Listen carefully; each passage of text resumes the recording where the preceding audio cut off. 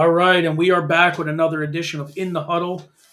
This week, we are lucky enough to have former Saugerties Sawyer standout, Colorado Buffalo, no, Colorado Buffalo, Buffalo Whoa. Bulls standout, Canadian Football League standout, and you've been to a few NFL camps, Mr. Ruben Lindo. What's up, buddy? What's up, George? How are you? Good. Let me just pull you in a little bit on this camera here. There we go. Cool. I had to go wide angle for Winnie. Yeah. I get it. He's a big guy. Yeah. So what's going on, man? Nothing, man. Thanks for having me. No, I appreciate you coming on. When I started this, the idea was to get alumni, guys that played in a program, guys that coached in a program, boosters, whatever, and just kind of work through, a 30-year lull. When we were in school, we were fortunate enough. The team was very good. Yeah. And then it hasn't had many ups, over the last 30 years or so. So, just to kind of talk through where it started, where it went, where it's going, those kind of things. So you saw that we had on Dennis Sheehan, right? Yeah. Okay. So that kind of his tail end is your beginning. Yeah. Yep. So you came through, you graduated 91, right? Mm-hmm. So 1990 would have been a football season. So was Dennis still around? Like maybe a freshman or something? Yeah, my freshman year, I think Coach Sheehan was there. I think he was a JV coach. I was in 8th grade.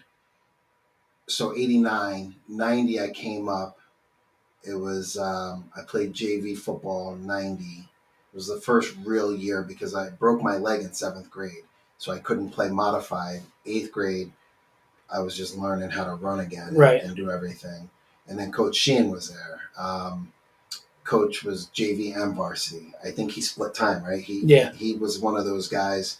Like Terp that did both. They went up they coached us on Thursday or Friday, and then he went up and worked with the varsity on Saturday. Right. So you were there at the heart of that crazy run from like 88 to 92, 93 area. Yeah. What do you remember of the 5-year war with Aniora? Oh man, those games were crazy. I can take people way back. All of that started with my JV 10th grade team. Eric Spadafora, Damian Bono, myself. Eddie went up to varsity. Winnie Woolard, Ron London, Sean Igo. Like, we got into a fight with Aniora, and we played them at home. And there was a lot of trash talking. And Dave Alterio was there playing JV. And that I'll never forget. We were in the locker room at halftime, and we just kind of were like, F Aniora. Mm-hmm. And it just cared. Like, even the varsity team that Saturday, we played Friday night. We played them Friday after school. Mm-hmm. They played Saturday, and it was just a battle, a brawl, right? And I remember it was like, I can tell you the team, the big names on the team, Joe Pesh and those guys. And it just fed and fed and fed. And then it turned into my junior year was the real rival year when we had to forfeit those games. Over a kicker. Over Fitzsimmons kicked in the Wallkill game. Right. And he played in the JV game, and then he kicked kickoffs. He didn't even kick an extra point. Right. He kicked the kickoffs in the varsity game. And then it came out that, he had violated Section 9 rule, and we had to forfeit those games to Aniora. And Aniora ended up winning the championship. That was my junior year. My senior year, we came back, and it was just all-out war. We played them we always had to play them at Dietz Stadium. Yep. And I remember they stopped the game because somebody set a dummy on fire in the stands. That was even before we got out of the locker room. It was crazy. Yeah. It was insane. Yeah. And we just battled. It was a thing. Like, there was 2 teams. We forfeited wins to Aniora and Wallkill. Mm-hmm. And my senior year, we opened up against Wallkill. We barely squeaked by. We beat them 14-13. I scored a touchdown with. Actually, we beat them 15-13 because we went for a 2-point conversion. Yeah. And I scored the touchdown and the 2-point conversion. and then we stopped them. Deep. We stopped them deep, and then it was game over. And then we went on a little run. We ran into Aniora. We played Aniora, and I remember the newspaper said it was an early track meet at Dietz Stadium because that was the year the state championships was going to be at the state track meet was going to be at Dietz. And Eddie Hasbrook ran for like 195. I went for like 160. Damian went for 100. We had like 500 yards rushing offense.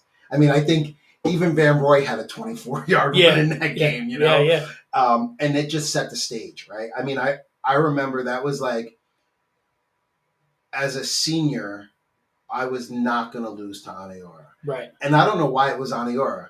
It was like, we just battled with them. Right. I mean, but the battle even went in the stands, too. There'd be brawls at Dietz. Behind the stands, 100 on 100. And I remember, like, hearing about this stuff because we were playing, right? And we're on the field. And we had a real strict rule. Like, I watch the kids nowadays play football, and they do stuff that we would have got killed for, right? We weren't allowed to turn around and look in the stands. Right. And I remember all of this energy in the stands, and we were the home team my senior year, so we were on the big side of Dietz Stadium. Right. Yeah.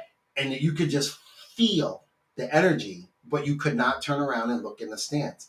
And I remember coming to school on Monday, and people were like, "Oh, there was a fight. There was 100 people fighting behind the stands." And we're like, all of that happened while we were playing? Yeah. I mean, parents, it was insanity. It was crazy. I remember that the year before, your junior year, I was an 8th grader, and we were on the visitor side. Yeah. And I remember standing on the top row and looking over, and all of a sudden I just see this wave of kids from Aniora coming. Well, what they didn't know is they came, and there was like maybe 5 or 6 of our guys. Well, when they got up here, all our dudes were waiting under the bleachers, and they just encircled them. That was at the game? That was at the game. Yeah, at the game. I remember that game, too. I had a punt return for a touchdown called back in that game. And we ended up losing that game my junior year to them. Dave McLaren went crazy. I think Dave ran for like 230 against them. Who was – Al Herdlicker was the quarterback. Yeah, Al Herdlicker. Yeah. Al threw the prettiest ball, man. Yep. And I remember Eddie ran – I can tell you the play. It was I remember the play. I didn't play offense my junior year. I only played defense and punt return and kick return. And it was like we ran. Remember we used to call it the Wildcat? We didn't call it the Wildcat. We called it the Polecat. Yeah. And Eddie lined up as a receiver, split, and they walked. Pepe Johnson came out, and then they put Damian Beecroft on. They put Damian Beecroft on Eddie. And Buddy Bradford was on the other side, and they both ran verticals. Eddie was so wide open. It was like, I remember him spinning around the balls in the air, and it just hit him funny. I think he lost in the lights, and he dropped that ball, and they ended up beating us. And I remember on that bus ride, Dave McLaren, Dave was fired up all the time. Nobody said a word on the way back. And we got off the bus, and I grabbed Eddie, and Damian Bono came up for that game. And I said to them, we'll never lose to these son of bitches ever again. Yeah. We are going to annihilate them the next year. And we did. We went out and just... You did. We played lights out football. And what's crazy is, so you had that battle in Walk Hill to start the season. Then you go on a little run. You get your Aniora redemption. But then comes Rondout, which... It was Tegler and them guys. They had them. You got it backwards. We went on a run. We played Liberty. We played. So it was Walk Hill, Marlboro at home, Liberty on the road. Then we played Rondout. Rondout beat us. Like close. I mean, it was at home too. No, they beat us in Rondout. We got into a fight at Rondout. Was it in Rondout? Yeah, we were at Rondout. Oh, the next year was at home. Because Damian Bono... London through the pass. Right. Damian Bono got face masked in that game on the sideline by Tegler. And we just all went crazy. And Siebold got thrown out of the game. It was just nuts. It was an all-out brawl. Well, that was a string of fights because then you come home for the Mumble against Red Hook. Yep. And... you get late hit out of bounds. I got face masked and late hit out of bounds. And that started a huge brawl right on our sideline. Jeff Tomazeski, with in no pads, Jeff Tomaszewski starts a fight. Went crazy. Yeah. He was out with a shoulder Yeah, injury. yeah. And I'm getting face masked. All the way to the bench. Clearly to the bench. I remember hitting the bench. Yep. And rolling over and just seeing Jeff in the air, just jumping up in the air like Bucci. I mean, just all the regular guys. And then they break that fight up. They're like, "You want to leave the field?" My mom came down on the field. "You want to leave the field in the ambulance?" I was like, "I'm getting back in the game. What are you talking about?" Right. Put a brace on and went back in the game. I mean, that team was we were a different team, man. That was a JV team that went undefeated our 10th grade year. We lost somebody who I thought would have made us even that much better when Eric Spadafora left in 11th grade. We were just a force, and we were tight. Like, you want to talk about your brother's keeper, having your brother. Nobody would mess up in school. Like, we just knew we had a good thing. And then in 11th grade, we were split up. Right. And then my senior year, we came back together, and that's why we had a great program. So that's part of, that's part of how this is all coming together, right? Right. You try to lay this out there. You said you've seen them all. Ezra was here week 1, Sheen was here week 2, and then here we sit, right? Here you are week 3. Dave Hodgwood was last week, but that's Kingston set aside. Right. Well, no, I'm week 4. Right? And Jimmy Ball. Yeah. So now that's all success, right? Like, Ezra's only known success through his youth career up till now. And I'm sure you've seen it, right?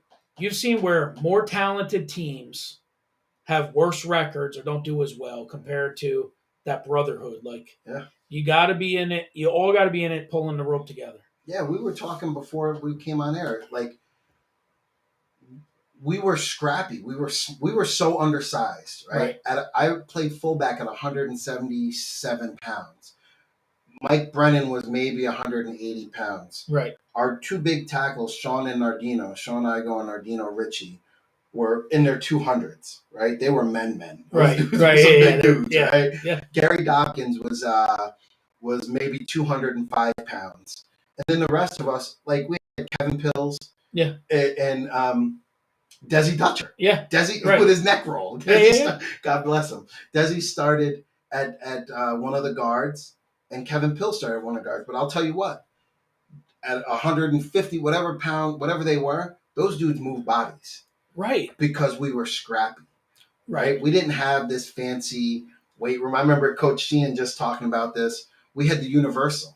Yeah. And I remember going on that Universal, and if you could bench the stack, right? You we could do the stack. And then we were crushing the stack. But we didn't have free weights, right? We didn't have weights. So we were there wasn't a team that was going to outcondition us. We came for doubles. The first day of doubles, we ran a 440. Mm-hmm. If you didn't run a 440 within a certain time, you ran it again. Right. And Coach Neville didn't care if you threw up. He didn't care. You were going to play, get yourself into shape. We got into shape every Tuesday. I put this in the chat. Somebody was talking about their conditioning.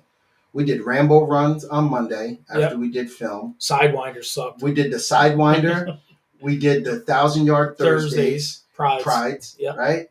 And we did the Indian run style prides. Right. So, like, if you were a fast guy, I always started at the end of the line, got past guys, get to the front. And we held each other accountable, man. Like, you dogged it in prides on Thursday, you might not saw the field, and it would be a player saying, so-and-so's not playing. He's not, because that thing instilled some pride in you.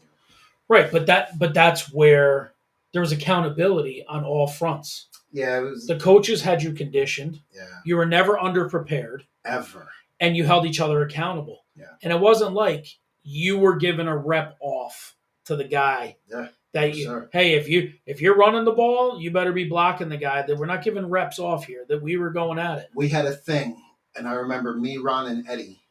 Every pregame would be at my house before every game, and we would say we were small, quick, and powerful, and we would say if you don't have the ball, you get a key block because any one of us could score at any time, even Damian Bono. Right. Yeah. Right. Any one of us, our backs, quarterback included, could score from anywhere on the field. And the reason why is because we said, look, if you don't have the ball and you loaf and you don't throw a block, guess what? We're not going to giving you the ball. We're not going to defer carries to you. Right. And I remember Damien saying that in the huddle. Like Right. Damien would be like, Ron, you took a play off, bro. They called the 32 sweep, right? Yeah. 32 whatever. And now we're coming the other side. We're going 40. We're going 40, winning in. Yeah, right? yeah. Damien was like, Damien Bono, believe it or not, man, that kid was ahead of his time. And it was unfortunate that we just didn't have a quarterback. He could hit like a motherfucker. He could hit. I remember, man, you want to go through games. I remember him hitting the fullback from Elmira, Notre Dame, blew him up in the hole. I was playing safety, and I was walking down because it was supposed to be a Falcon blitz. Before I even got to start the cadence to start sliding in, Damien flew in there and hit this kid, and the kid got up and was like, "Who hit me?" And Damien was standing there. He was like, "This little kid didn't hit me." Damien would light people up. Yeah. Man. I mean, all of us hit. I mean, it was just a different time. But like the thing that I noticed through the years from coaching my son, coaching high school, coaching a semi-pro, and in the NFL, right? Being around these guys, I got to see things, and I saw the culture shift. And I'll tell you when the culture shifted. The culture shifted when we went to heads-up tackling. And there's nothing wrong with it. We're like, we want to protect players. Right. You know, I suffer from concussion syndrome. I've had multiple concussions. Most of my college teammates and guys that I played with and guys in the pros that I'm close with, that we're all beat up from it, right? But I noticed like it almost changed the heart of the kids because it taught us to coach these kids to be a little timid, right? Or play the game. We used to play the game with reckless abandonment. Now these guys play with reckless abandonment with a triangle, right? From their shoulders and arms. Like, no, it was like the front of your head. If you, we would look at our helmets, and if you didn't have stroke marks, if you didn't have stroke marks on your helmet, you weren't a hitter, right? You know, and I think about that, and I think like that's where it kind of changed. You know, I didn't get a knock on wood. I don't think I got a concussion in high school. I got stingers, right, from my shoulders and stuff from bad form, but I don't remember getting concussions. Right? Yeah, different time. And we didn't have the technology that in them helmets that like these kids do today. So at dinner tonight, I showed my 5-year-old the picture you had in the preview, and she was like, "Daddy, look at your shoulders." Yeah. And I said, "Yeah, my shoulder pads, you know." And I talked to a guy, Clint Johnson. Do you know that name? At Notre Dame.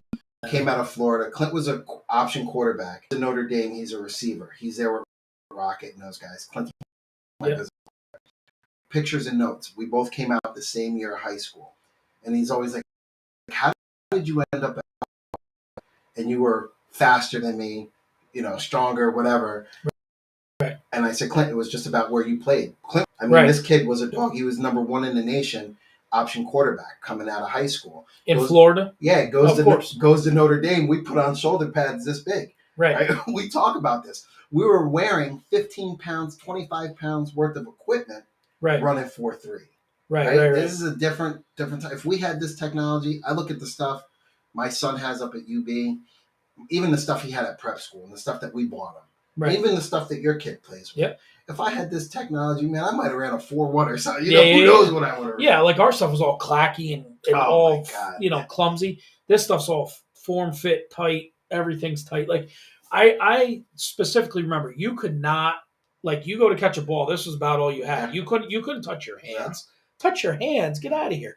You go like this, and your shoulder pads would stop you there. We were catching everything sideways. Yeah, like And I remember when I got to college, that's when it kind of changed. I still had bigger pads in college, but I had D-back pads. Right. And I remember catching a punt in college, thinking I can actually put my arms together. Right, you could actually get your elbows out in front of you. Yeah. You know what I mean? Like in high school, I'm catching punts like this, like grabbing at the ball. But the difference too with these kids, right, is they have something that we didn't have, and that's the internet. Right. There's not let's just go straight to the straight no chaser, right? We have a problem in Saugerties. We have a problem. We haven't won in 30 years. We haven't had a meaningful run of program. I know like Jimmy Ball's team and Jimmy those and guys. Bucci, they I had covered a those little guys blip, on the radio. right? They had Yeah, a blip. they had a flash in the pan, but we had 8 years, right? Coming from, um, like Fraley, Gordon Fraley, and those guys. Mike Miller, them guys. Yeah, all the way up, right? The Fun Bunch crew. All the way. We were right through to Shane, my senior year. We were dogs. Your senior year, you guys competed with like, Mike Buzon and those guys. You guys had dogs. Imagine if we had the internet. Right. Imagine if Larry Neville had the internet and was able to go out and look at plays, right, and dissect Huddle film. We were the most prepared team in Section 9, and I'll say that to the camera clearly. I don't care who's out there. We were the most. We did film breakdown, level film breakdown Monday. So when I got to college and I could break down film, that was second nature to me. Right? Starting as a freshman at the University of Buffalo was second nature. You want to know why? Because Larry prepared me to be able to read film. I could go in. We didn't have a playbook. We installed plays on chalk. Playbook. We didn't have a real playbook. Right. But when we got into film, you remember this as a freshman. Mm-hmm. I'm sure you remember. Mondays, going in, we'd watch the game film. Yep. No sound, nobody talked. Coach would go over this, go over that. We'd be in the back like, you see so-and-so got blown up, or they'd rewind a play, great play. When I got to college, I had teammates that were like, oh, put the sound on. I'm like, sound? This film don't need sound. Like, watch your position, right? And I had guys that I played with that were studs, absolute studs from Edgar High School, Proctor and Utica, Texas. And these guys couldn't dissect and break down film. Right. That's the difference. These kids nowadays, I don't know what they do. They have Huddle. Everybody has Huddle. So you always see who you're playing next. Yeah, so my son has this up at Buffalo too, right? And my son's an old school throwback student of the game, like his dad, right? So my son will watch film, break down film. We'll talk about matchups a little bit. But I heard Ezra say something, and this is what made me fall in love with this kid, man, honestly. He's the reason why I want to come back and give to this kid like Ezra. He was like, I don't care what number 33 did last week. He's playing us this week. Right. That was us. We had that mental, like, what? Who cares what Damian Beecroft? Right. So what? He rushed for 170 against Ellenville. Right. He's got to play us. Yep. And he might rush for 100 if we let him get outside. But he's not scoring. Right. Because I'm playing safety. He ain't scoring. Yeah. That's the mentality. And, to see a flash of that with Ezra, he's a 10th grader. Right? Yeah. So we alumni, and I'm calling on all the alumni. We got to get around these. Right? I went to the game. It was Mimi Ball at Mumble. You had to work. I called you. I always see you at games. I know you support the program. But this is a problem, man. Like, I've coached sports all over the country. I've been involved all over the country. When I was at Jenks in Oklahoma, in Tulsa, I coached one season out there. And I remember Gus Malzahn was our offensive. I mean, think about the names, right? Malzahn, yeah. Gus Malzahn was right before he went to Arkansas. He was our offensive coordinator at Jenks, right? I'm coaching with legends out there, but it wasn't the legends; it was the players that came out, right? The team that we coached, we played Jenks Union for the 5A championship, right? And I was just fortunate enough to get placed in there and coach. Like, I applied, they hired me, I came in, I coached camp, I did everything with those guys. I worked with JV players. I wasn't even allowed to talk to varsity players. Like, think about this. A guy who played in the league, played pro ball, I wasn't even guys, right? Because that's how tight the program. And 17 out of the 22 players played in the national championship game 3 years later. And out of that state championship game, right? But guess what? All those guys come back. They all come back to Oklahoma and rep their school, right? They all come back and support their program. And I'm guilty of it. I get busy. I have a son that was playing for their time, right? And then he went on to prep, and now he's so our time is divided. But like, there's nothing wrong with us coming back. And the other thing is, I haven't been invited back. I've been invited to speak to the team, and I have a ton of experience, I have life experience, playing experience. Aniora invited me. It's me. CBA invites me to speak to the kids. I have relationships with CBA those guys. after that fight on the wrestling mat. God, don't tell that story. I won't tell that story. But I'm blessed in that manner because I get around these programs. Right. But this is what we're missing in Saugerties, right? We can all sit back and Monday morning quarterback the coaching staff. It's easy to point fingers at the coaching staff. They're in a no-win situation, right? I would coach the team a little differently. You would, and I coached together, right? You and I X and O for years before we came together in X and O, and you and I have a progressive X and O mentality. As a defensive guy, my job was to stop you in practice. Your offense was prolific, right? Semi-pro. But why don't they have this? Do these coaches now go to the coaching clinics around the country? I know Larry and Turp and those guys did. Right. I know we did as a staff when I was at FDR. I coached at FDR, and when I coached other places, when I even coached in youth football, I went to these camps, right, and clinics to learn, and learn how to coach. Because as a player, you can play the position. Now I have to coach a kid how to get in the position, and then I have to think strategy, right? That's the difference. And I think that sometimes our local high school coaches, and we just talked about this. I watched Coach Zarella. I covered Saugerties for 2 years when I worked for Hudson Valley Sports Report and K104. Yep. Right. And they thought I was crazy at K104 because all I would talk about was Saugerties. And finally, I said to them, every week I'm going to have a Saugerties Sports Report, whether you guys like it or not. And I'm going to give the update and talk about the kids. Because my kids from Saugerties don't get this burn like the Newburgh kids. Right. The Kingston kids were getting, and all these kids. And, I tried to spotlight, me, Jack Hines. Salmi. And I love that kid, Salmi, right? Yeah. I basically tried to get to every major D1 program, just part of a Lion. I wanted that kid just to go. I think, a kid like Salmi, honestly, that kid could have changed this whole program. He could have changed the plight of this whole program by going to major Division I school. Right. Any of them. Jimmy Ball, right? Jimmy at Hamilton, but again, Jimmy was in his career. Imagine if Jimmy hosted a camp, right, with knowledge that he learned at Hamilton, because I heard him say how he went back to camp there and worked with the kids, right? And this isn't against these guys. I was in Jimmy's shoes. When you're up playing college ball, you're fighting every day. You're up against dogs every day, right? You're out there. So your line is, I'm going to jump in the car and come home on my week off and work with these kids. Most of the time, if we had a week off during the season, I actually played in a conference in Buffalo, independent, that they gave us a week off. We had a week, and it always fell around Mumble. Right. But, my sophomore year, going into my junior year, I was an All-American. I wasn't leaving campus. I was trying to get recognition, right? So I was on campus. I was doing things.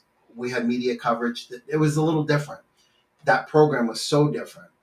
But I think back at it, and this weekend, my son came home for homecoming for Wallkill because he's not traveling. And he was like, Dad, you should have seen, the kids lit up when they saw me. And I got to talk to them. Well, it's proof that you can come from here and make it.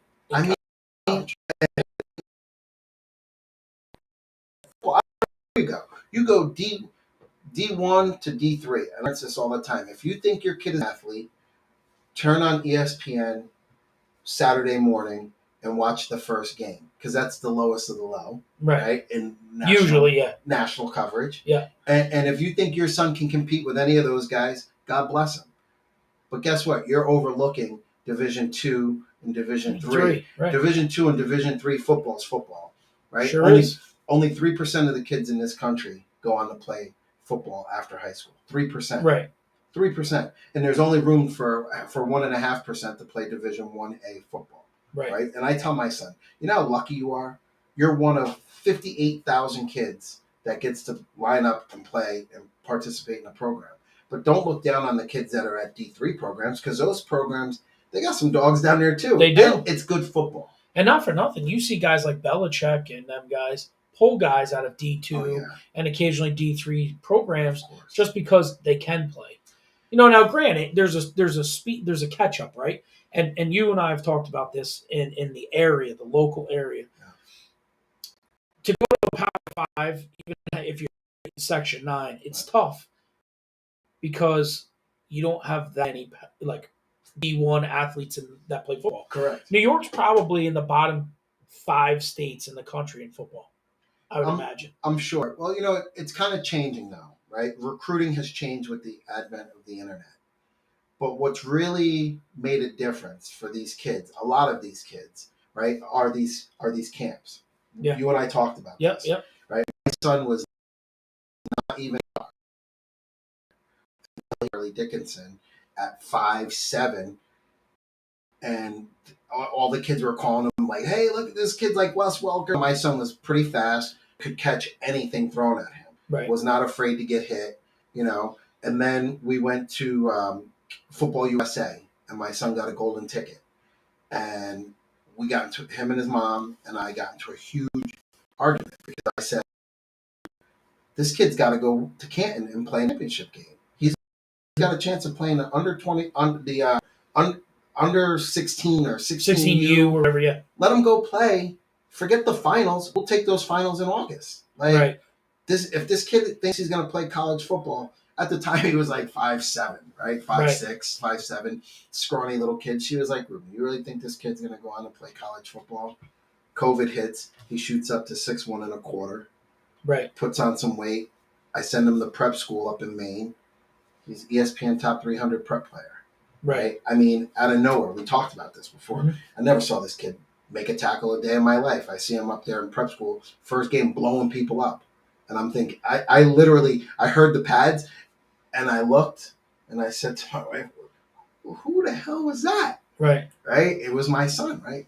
But again, so I mention all this because I think, like, we don't have to do a disservice with these kids, right? Not every kid's going to be a Division 1A 5-star, Power 5 conference kid.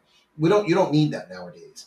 First of all, ESPN, every team in the country has ESPN channel. Right. Every team plays on ESPNU. I can watch Buffalo every week, every Saturday. Whoever you want to watch, you can put it on and watch it now. Yeah. Right? So they're getting exposure. The other thing is, though, as parents, we have to remember what's really important. Is it about your kid getting – your kid's not going to be the next Tom Brady. Right. My kid's not going to be the next Sean Taylor or whomever, Deion Sanders, whatever. Right.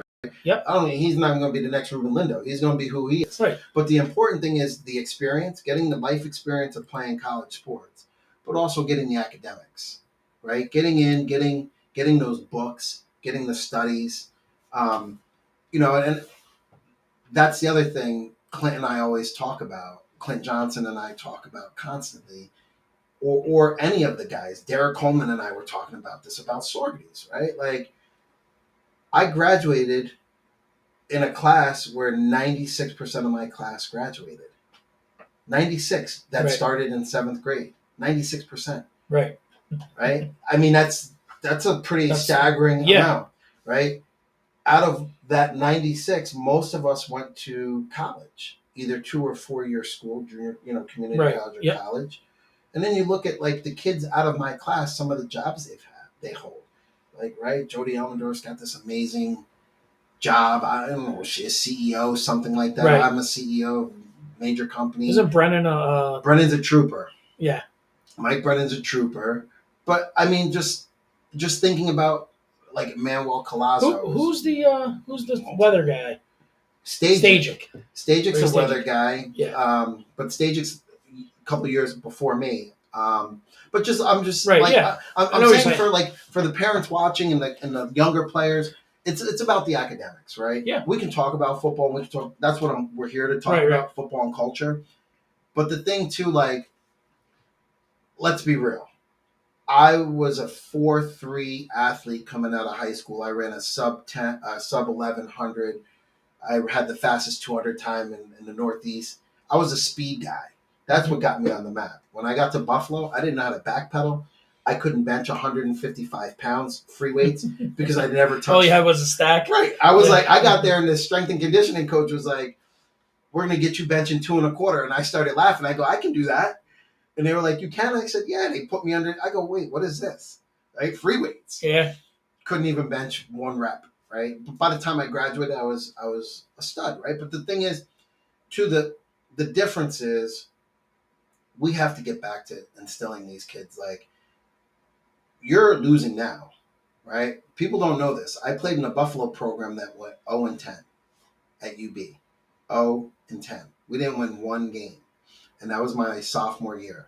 Right. And I remember what a culture shock, right? I came in from a winning program. A winning high school program, winning junior high. We won all the way through. Just like your kids, yep. The outlaw kids, right? We were winners. Mm-hmm. I got to Buffalo and we lost that first game. I literally sat in my locker and cried. And I was like, I didn't know I lost the game in high school, but I knew that when I got to college, I wasn't going to lose any games, right? I'm going to Buffalo, right? We got a great program. Look at the kids we've recruited in my recruit class. And in that same recruit class, we went 0-10. And I remember sitting there, and I was pissed. I was a sophomore. I started as a freshman. I started from week 3. So I had, at that time, 14 games under my belt. And we went 0-10. And I got beat like somebody. I got beat every week on every play. We had no heart as a team. And I remember our defensive back coach came in, and he was a spitfire. And he started screaming at the top of his lungs. And Frank Reich was there. Jeff Monken is at Army. Dave Clausen, who's at Wake Forest now, right? Got Heisman quarterback. I mean, these are my coaches, right? I was recruited by Dave Clausen. And I remember them putting 0-10 up on the board, and they wouldn't let us leave the locker room. Some of the seniors left because they were, and all of us underclassmen sat there, and our defensive back coach walked in and ripped the chalkboard off, the whiteboard off the wall. Animal. Ripped it out of the wall. And he threw it on the floor, and he said, 0-10, never again. And we went to work. And the next year, I think we were 6-4, and then we were 8-3 my senior year. I mean, we turned the program around. I'm glad you tell that story because you see Ezra, underclassman, 10th grader, won his whole life. Yeah. Gets here, all of a sudden, we're not winning. Yeah. And then you hear his little thing there. I don't care. I'm doing battle here. Right. It takes 1 win to turn this around. Yeah. And that's the mentality. And like I talked to Ez before he went out this week, and they won. They got their first win. Yeah. They got their first win of the 2020s. Right. Can you imagine? Right. First win of the 2020s, 3 calendar years. So, I said to Ez, I said, you don't wait till next week. You don't wait till next year. You don't wait. You win now. Yeah. You win now, and then it turns around today. Yeah. Next year is next year. It turns around today. Yeah. And that's the mentality like the underclassmen have. Like, hey, this is it. But how much of that 0-10 team that you were on was it some of the older kids that didn't know how to, older guys that didn't know how to win, or just a bad culture? So it was a lot of culture, because you have to remember, I came to Buffalo. I was the first Division I recruit. We hosted the Division III schedule my freshman year. My sophomore year is when we went 1AA jump. Right? We didn't even go Division II. We went from playing Ithaca, Buff State, Wesleyan, like these schools. My freshman year to my sophomore year playing Central Florida. Right? Yeah. Right? We got thrown in a mix. Cincinnati, like a Youngstown State, Marshall. I mean, we played these schools that had. I remember lining up in Central Florida, going up against a kid named Chris Doring. You guys remember Chris? Mm-hmm. Chris went to Florida, transferred from Florida to Central. They had Akili King, who transferred from Central Florida to Army. Right? Right. This kid went from Central Florida to Army. Right. Go figure.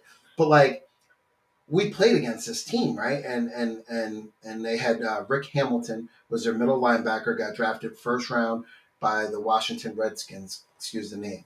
Yeah. And I remember Rick. I was playing that week. I was the fourth tailback because they were like, we knew we were gonna get slaughtered. And I remember thinking, please God, don't let number 3 go down, because if I Right. got to go in this game at tailback, this dude hits me, my career is over. Yeah, like yeah, I yeah. watched him hit our stud running backs, like Right. lighting these guys up, right?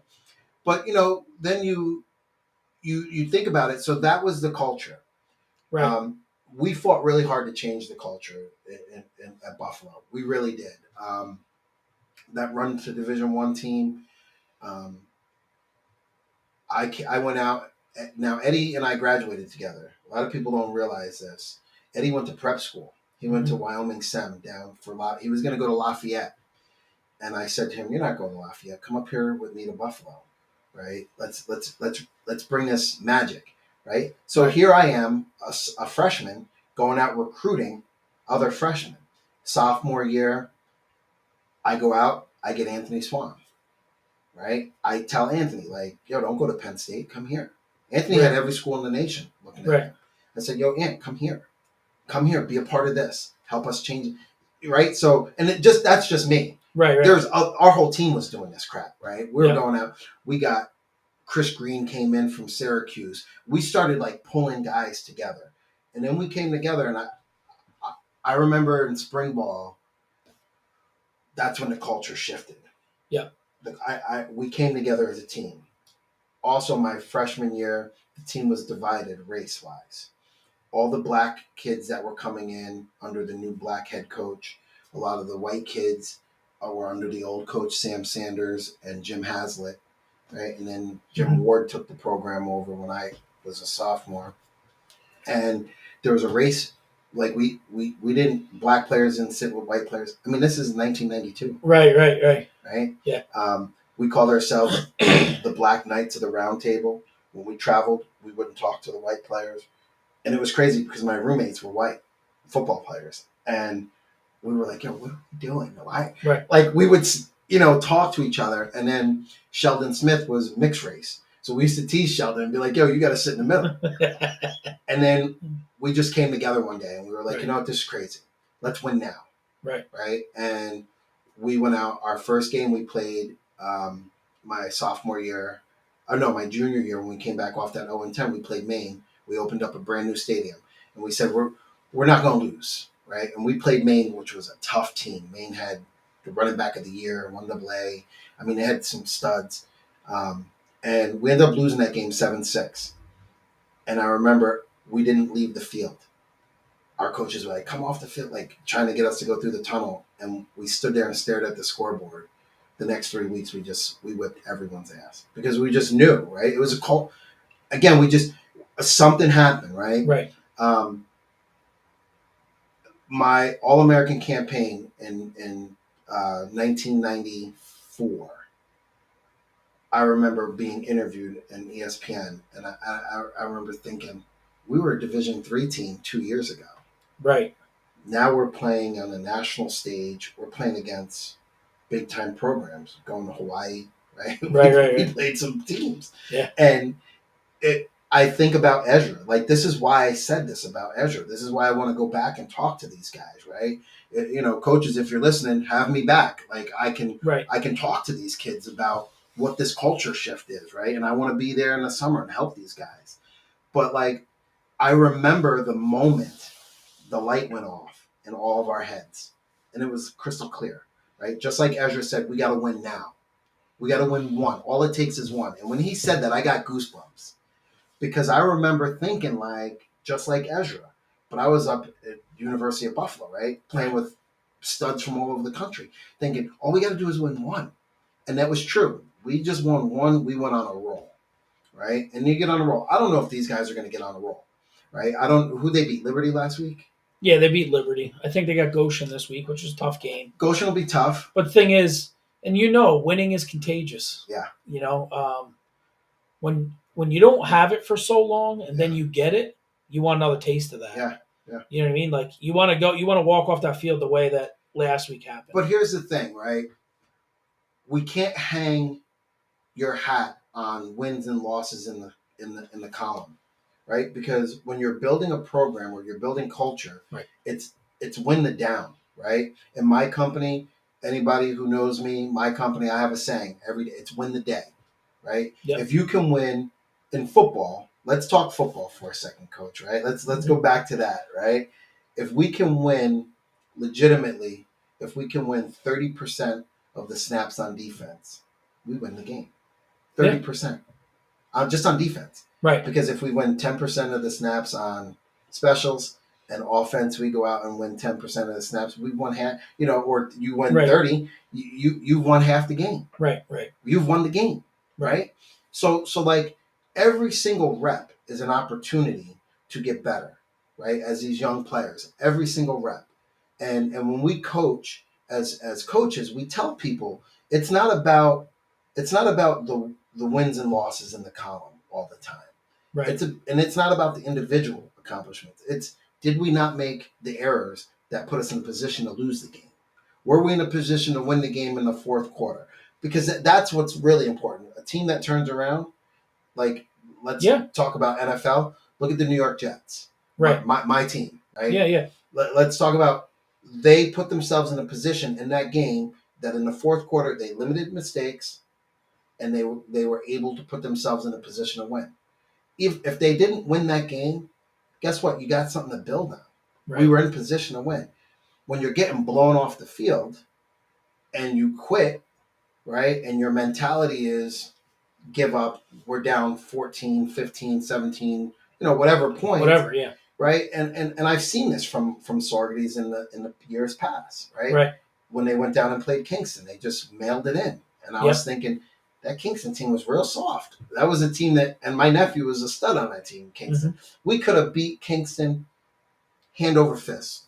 We could have beat Kingston, right? They didn't know Kingston was one play away from mailing it in their right, yeah, right. Right, that's the thing, right? So like every play is an opportunity to get better, right? And I listened to Ezra.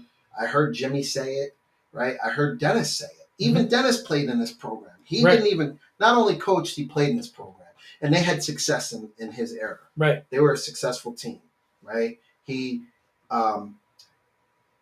just listening to him in the old M Hall days, right? And that was the thing. When you before you came up, in the locker room, we had a play chart. Remember that chart that hung on the wall by Hank's office? Yep. And every week you get something went on that, right? Even if we lost, you got an award, right? But it was guys who were selling out, right? Giving it their all. We don't have that. Like, they don't have stuff like that anymore. They're not rewarding these kids. Well, you got to remember, we had the Post Star at the time that did a lot of good coverage. So you had the Red Star Player of the Week. Oh, yeah. Right? That was a big thing. Right. That was something you tried to achieve, right? So, that was kind of the whole purpose in starting the show and all this, is to try and talk through some of these points of what do you need back. Yeah. Like the Mumbo had the band. Yeah. I heard the band. That was exciting. And I always say, and I'll die on this thing. Somebody else told me the same thing. They said they thought the band was just somebody playing it. I did. And then they turned around and went, oh my God, it's actually here. So like, I'd like to see it there every week. Yeah. Right? Dennis Sheen just said, let's get it back, Ruben. Just win, unacceptable to lose for 3 seasons. Yeah. Yeah. And Winnie had a funny thing. He said, Keith and Roy hit me so hard his ancestors felt it. But yeah, so getting back to that, like the band is part of the culture, right? We need the band. We need the student section. Like, we need to get it where it's an event again. Yeah. Where we're coming back and it's an event. And the Booster Club is there now. It'd be whatever it is. I don't know if the Saugerties Times is still around. I don't know what it is anymore. But we need something where we can get a Player of the Week. But we should be able to do that on Facebook. We should be able to do that. We have social media. We have ways to exploit these kids and get them right. We got the section. We got the 845 stuff. Right. Those are targets, right? But you just hit on something, and I take a quick step back. Booster Club. when I played, right? So like you came to me a few years ago. My wife and I donated the money You for did the the jerseys. jerseys, Yep. right? Now this year I was ready to do it. No one contacted me. I was ready to. Well, just, you and I were talking about right, it, right. and then somebody stepped over and did it, but it happened Right. for them. But the thing is, Booster Club. When I played, let me tell you, like, so most people who played in Saugerties, our senior year, that first week, it was like 90. It was hot. Yeah, hot. We had mesh game jerseys, right? Yep. Then we had white white away jerseys, dark blue home jerseys. We had jackets. All of this stuff was raised by the Booster Club. Right. We won this. We won M Halls. We got watches. I still have my mom had it somewhere. My M Hall watch. Right. We win Section 9. We got something for winning Section 9. The boosters took care of the program. You know? And the players, like, we felt. The hard part right now, Rube, is you go around and you say, hey, here's the Booster Club. We do a Zoom meeting to try and fit in everybody's so busy. Well, we'll do a Zoom meeting. All you got to do is click the link. Right. 5 people show up. You know what I mean? And everybody, instead of being out there where it's everybody's involved, so it covers the whole program from 7th to 12th grade, Right. more people are just worried about the little part of their team they're on. If we can raise enough money to buy 50 helmets, 50 good Rydell Speed Flexes, that helps the entire program. You know what I mean? Yeah. It doesn't just help the JV or the modified or the varsity or whatever. Correct. So you have a group of parents that are do like a varsity club thing, and they're doing a great job. But it would be great if you helped the Booster Club do it for everybody, not just one level. You know what I mean? Yeah, when I coached at FDR, that that was a different program, man. I mean, they had money in that program. One, our program. Want to talk about turning a corner? I coached in that program. They were 1-7 every year until we got there. Myself, Pizzanelli, Bill Dillon, and Bill Wall. There was like a Dave, 2 Bills, and Ruben. Right, and we took that program over, and we turned that program around. We came to Saugerties, and I was up in the booth coaching against Larry Neville. Right, this is a great story. Lou Denise was an assistant on the field, and Larry never changed the hand signals. Oh, yeah. Right? So, right, the waggle, yeah. right trap, the whole thing. And I'm up in the booth, and I have headset on, and our headsets go out. So I said, I took a roll of paper. Yeah. And every time Larry would give a signal, Lou would give a fake signal. And I caught on. Lou was giving the opposite of what Larry was. So I would just yell, counter crisscross, right side, DN blitz. I would yell it from up there. Finally, they turned around. They were like, come on, Ruben. And we ended up beating them, right? But I talk about the Booster Club. And, they fed us. Right? We got on the bus. We had sandwiches, food. We got back to the school. There was hot food waiting for the players, containers to take. I mean, the stuff that I saw in the pros, they were doing at this program. But that's what changed it around. So it's not only culture shift from the players and the coaches. It has to be the community. And that's the one thing that I noticed about the Mumble. The Mumble wasn't like the Mumble of years ago. That fence line used to be 3 and 4 deep. Right? The stands were packed. Yep. It was an event. It was a thing to go to. The Aniora, the Deet Stadium games was an event, right? The night games were an event. But all of that starts in the community. And I think that we need community support. These kids need community support. Imagine playing in a program where nobody's there. Right. Well, yeah, that'd be like playing at Liberty. Yeah. You know what I mean? Like, yeah. True story. Like playing I know. in those schools. And that's one of the bigger frustrating things, right? So, like, I can tell you, hands down, I know from the notes that we took, the boosters have, a goal sheet. One of the goal sheets is to get the Huddle camera system, because that'll help everybody all the time, every game. Correct. So that's number one, and number one things on the thing is to get a Huddle camera system, right? Another thing is to help pay for varsity jackets, Letterman jackets for seniors. Right. Right? That's a good goal sheet right there. Right? to get more safety equipment, better helmets, Right. right? Like so, they have this goal sheet, and we have letters out, and we have people are Send them to the alumni. I didn't get a letter. right. I'll buy a Huddle camera system. Yeah, What does it cost? $5,000. yeah, probably $5,000. I'll buy the Huddle camera system. So when you go through this is what I'm saying. Like you're right. It takes a village, right? Right. We need not just the alumni, not just the former, but we need the town to support this group again. Yeah. Where it's not 30 parents in the stands just watching their 30 kids on the field. But it's society, George. Everybody wants to be behind a winner. Right? I know it is. Everybody loves a winner. And I'll tell you, culture shift when these kids start winning again, it'll turn. I even remember with us, right? I remember people coming up to me, people's parents, girls' parents who they didn't have sons playing in the program. Right. And they'd be like, "Ruben, great game today," and I'm like, "Who the hell is that?" Right. Oh, that's Mr. Duvernay. Yeah. That was so and so. And it's like, really? They're here at the game? Man, you didn't want to lose for Saugerties. We embraced that. The name on the front of the jersey was bigger than the name on the back of the jersey. It was a we, not an I. Yeah, it was never, but we didn't want to let Saugerties down. And I was so proud to go to Buffalo. And I remember my first start, we were playing against Lafayette, down at Lafayette, and it was crazy. No, my first start was against Ithaca. And you know that stadium at Ithaca. I was a freshman, and they announced me, and they said, "Ruben, Saugerties, New York." I was so proud to be from Saugerties. I was not getting beat.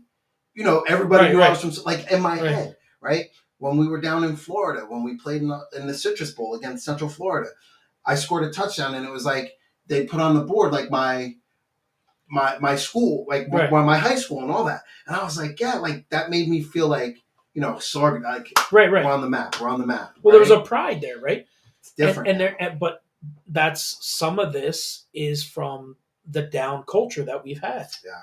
You know what I mean? Like, you got to remember, we were one of the only schools to not participate in spring football a couple of years ago. I think it was only us and New Paltz.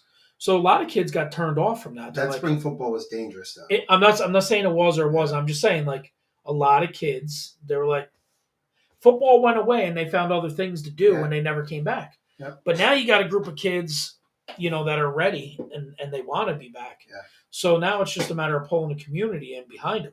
It'll be exciting. And I think that I saw how the community supported the Outlaws. Yeah. Like, you guys had me come and talk to the kids. I went up twice when you were there, and I think the year after you guys left. Yeah. Right? Or I went to SYFL. You went to SYFL, yeah. And and I remember the parents were like, listen to Mr. Lindo. And I was like, just call me Ruben, right? But don't listen to me. Just hear my story.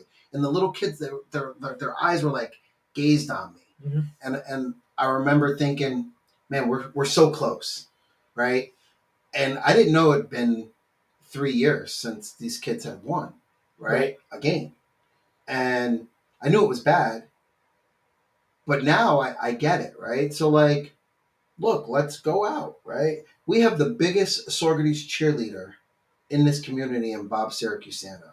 Right. That dude would walk across the Atlantic Ocean with a Sawyer blue jersey on water. And his grandson's in the program. So, like, I'm not talking about financial, but that guy has reach, right? Let's do some stuff through the booster program that way, right? Yeah. I know, other folks in the town. I don't know. We'll talk about it offline. But, like, as far as this camera system stuff is concerned, check that off the box, man. That's a no-brainer, right? All it takes is somebody to write me a letter. Right. Tell me when you need the money, and I'll donate the money. Like, how. I know. Right? I know. And I believe that it helps the program. I just said, right, to become students of the game, change the way we play this game. But also what changes this game tremendously is the community, right? I'm going to step up and do that, but I'm also going to make sure that I support these guys. I tried my best when I was on the radio. I don't think Saugerties got as much exposure ever. And then I ended up leaving and going to Fox Sports, right? That was a beautiful stepping stone for me, covering Saugerties sports and bragging about Jimmy Ball. And then thank God Kaepernick took a knee. Yeah. Because that got me on the national spotlight from what I said on the radio. And but I'll bring exposure to this program. I have 40,000 Instagram followers, and I have a big network, right? Right. I'll utilize it. Like, that's my commitment to this. That's why I wanted to be on here tonight, not to talk about what I did when I played and all that shit. I'm Al Bundy. Nobody gives a shit. I turned 50 this year. Right. Nobody cares that I ran a 4.3. Right now, I have a daughter who's in first grade in the school district. Right. I want her to be part of a culture that she can say on Friday and Saturday nights we went to the football games. Right. Not on Friday, Saturday nights we stayed home and TikToked and played video games. Right. You know what I mean? Like, let's get back to that. What do you think would be if you're put in charge right now, right? Boom, you're the new athletic director. What's your first move to change it? You know, first move would be to go back to creating community. I'd have to, as an athletic director, get out and implore the community to support the athletic programs, not just financially, but be there, show up, right? All sports, Right. baseball, soccer, football, because that's really where it resonates from. I even remember, like, think about this. We have minor league baseball field that we played high school baseball on. Yeah. Track meets were stacked with people, right? Yep. I mean, it was, we had community support. I think that's where it would start. But as a coach now, where it starts is you have to change the mentality of the players. You have to change the mentality of the athlete. And unfortunately, they're up against something that we weren't up against. They're up against the social media, right? These coaches and these kids are competing with social media. They're competing with 24/7 access, always on, right? Right. So when you're in those moments, you can't expect these kids to be dialed in, right? I heard Dennis say this. I heard Jimmy say this. I didn't hear Ezra say this, but I'm going to say it. When you're at football, it's the best 2 hours of your life. Give me your best 2 hours as an athlete. That's all I have you for. Right. Give me 2 hours out of your 24-hour day, and let's get better.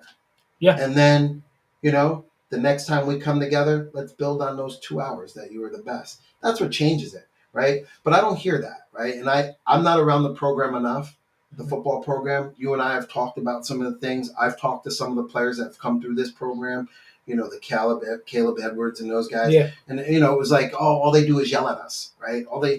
And when I hear that, it saddens me because we were coached. Right. Right? Coach these kids. Go back to coaching. I heard Dennis say, man, I love Dennis Sheehan. Right? You want to hear a funny story? Sure. Buckets, 1996. Buckets is at Jacksonville. I'm coming out right before I get cut. I see him. And I'm like, what are you doing here? And he said, I'm athletic training staff. And I don't know if he was an intern or hired at that point.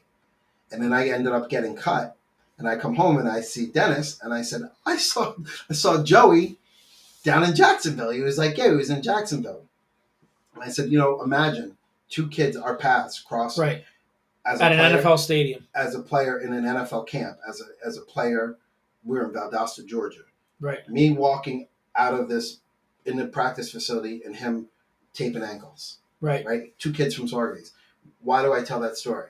Because if it can happen for me and Joey, it can happen for any kid in this program. Right. If that's what you want. Right. Right? I had to fight for it tooth and nail like everybody else. I've been through the shit and the mire and the mud. But the difference is, too, we keep saying culture. The real question is, how do we flip the culture? And the way you do it is player by player, kid by kid. What you're doing, right, with your son. What I did with my son at Walk Hill. Walk Hill had the same mentality as these kids. It was worse in Walk Hill. They were all entitled because they had won a state championship. And they thought that they deserved to win every time they stepped on the field and didn't put in the work, right? And then the coaches lost the program, right? So I did the same thing that you do with Boston. I know, divorced dad, I did it, yeah. Right? I sit down, me and my son would talk X's and O's, but we talk integrity and culture, right? And instill those foundational blocks in him. Your son's an athlete. Your son's a dog. I watch him play baseball. I watch him wrestle, right? Any kid who can wrestle and play quarterback and not play basketball and play quarterback is a special kid, right? This guy is special. And I told you this from years ago when I saw him as a little boy slinging that rock around the yard, right? Mhm. But it takes us, right? Respect the process. You see me say, you see this, right? This is what I instilled in my son. It's a process, and the process is never bigger than the product that's put on the field. Once the product becomes bigger than the process, you've lost the program, and that's what happened here in Saugerties. No one respected the process, right? So it's the building blocks to get from A to Z.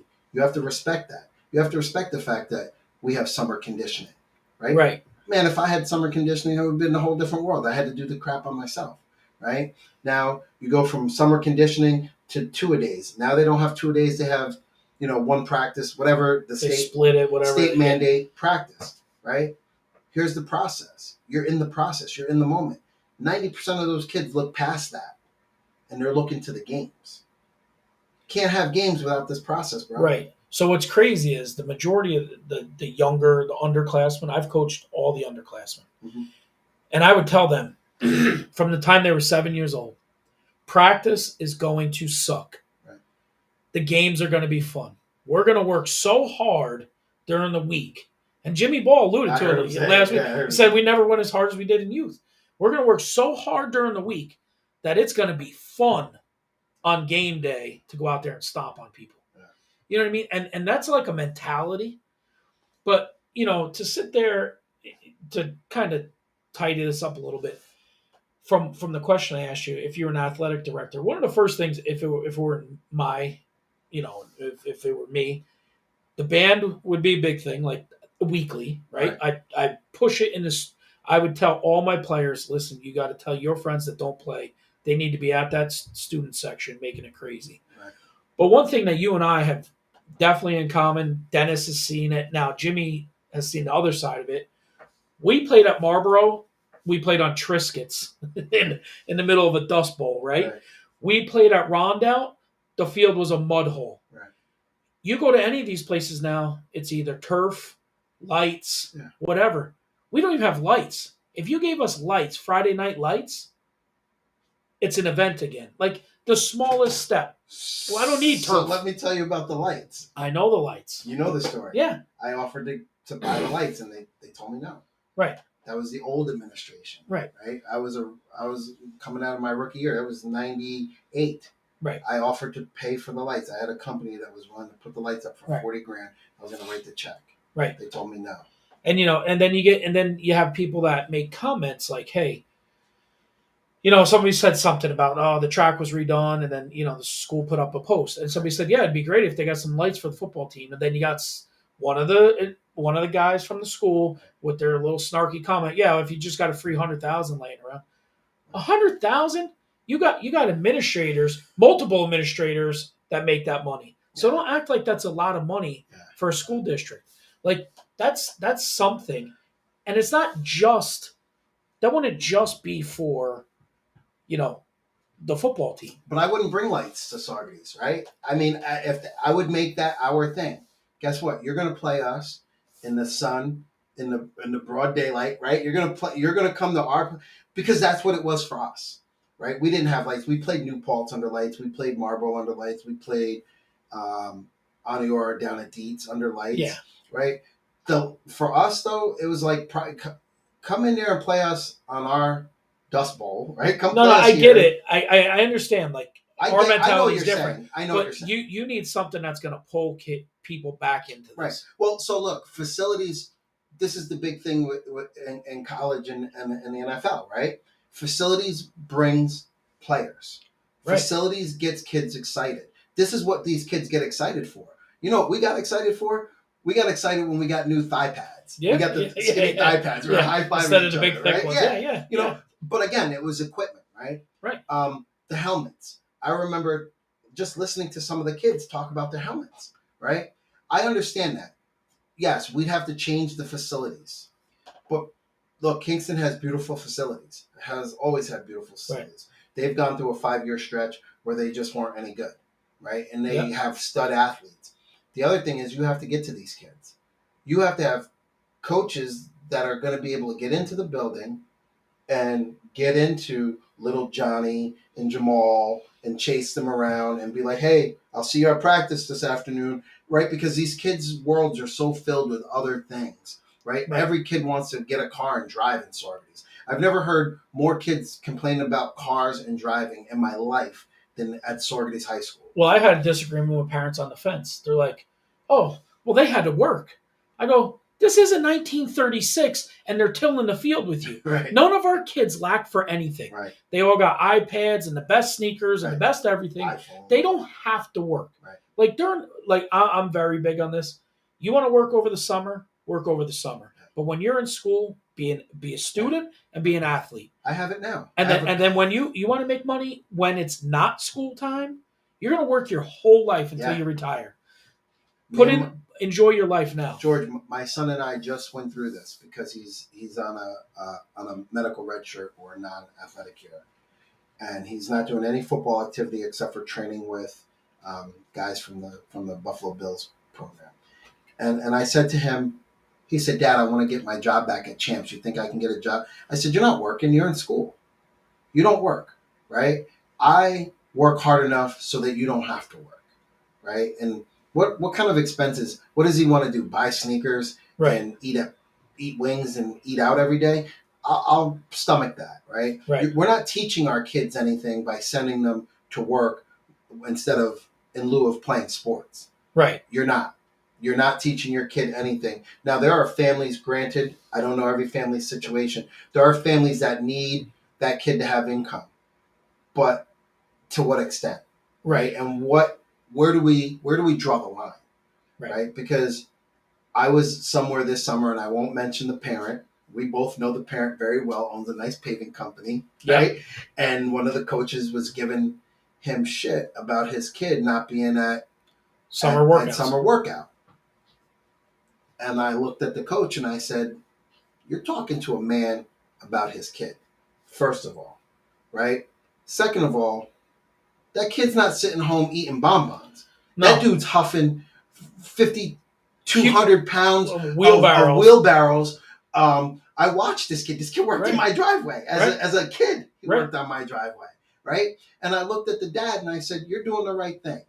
Because guess what? That kid is going to run through a brick wall when it comes time to get back on the football field. He's not missing practice. He's missing optional workout to work his family business. There is a difference. There is a difference. Right? And that particular parent stopped the week before football started. Correct. Like, you're done. Hey, now it's time to go play. Correct. Don't think backwards. And that kid was in sick shape. Yeah. And now, right. I shook his hands over the summer, the kid, and the kid had dad hands. Right. I was like, "Oh, he's going to be a beast." Right. That kid's going to be a beast, you know? Right. So, that's the hard part is, like, you need it to come full circle for all this, right? Yeah. We went down to Marlboro last week and beat them 57-0.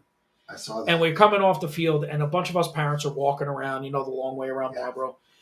And we were just kind of talking. I said, not for nothing, right now, they need to decide right now that what's happening above them is not happening anymore. Yeah. Like this group, the group of them, like your group when you were there, and then you got Ezra and that group, and even some of the juniors that played and they were winners.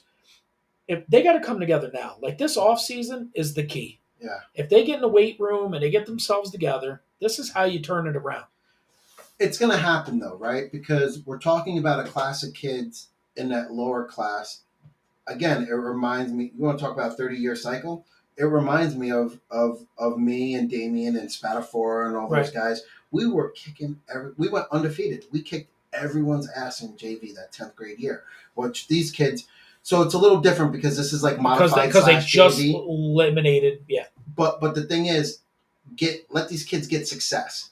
That was my number one complaint about pulling up these kids 2-3 years ago. Right. Let these kids taste success because that's what's going to build a program. Stop worrying about your varsity program being a winner, because guess what? Your varsity coach, I'm sorry, ain't going to coach in a Power 5A program. This isn't like in Oklahoma or Tennessee or Texas or even Jersey or Pennsylvania, where the high school coaches are being plucked and going to coach at Rutgers and all these other power programs. It's not happening out of Saugerties. Let these kids taste victory and let them taste defeat, because guess what? We're building character. Every loss. like that kid Ezra, every loss that he goes through, right? Now, he's going to be able to tell those younger kids who are wildly successful how shitty that feels. Right. And as a leader, this kid's going to be a leader for 2 more years in the program. Right. I bet you what, 2 years from now, that team won't be a force to reckon with.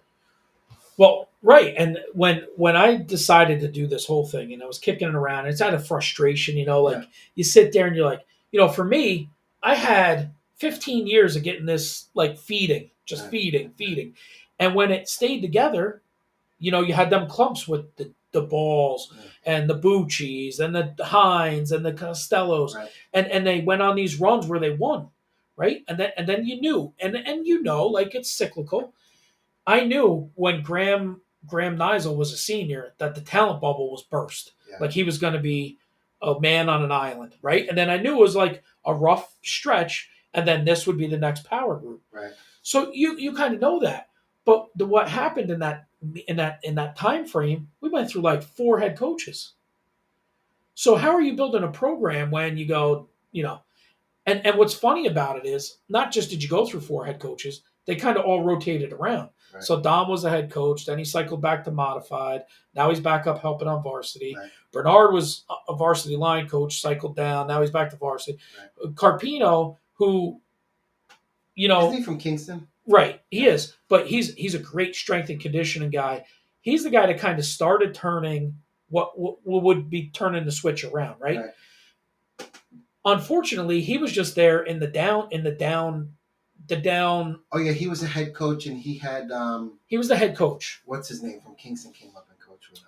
Logan, Oregon. Right. Yeah. So, but he had that down bubble, right? He had the bubble where it was like it was just down. We weren't as talented. We didn't have as many players.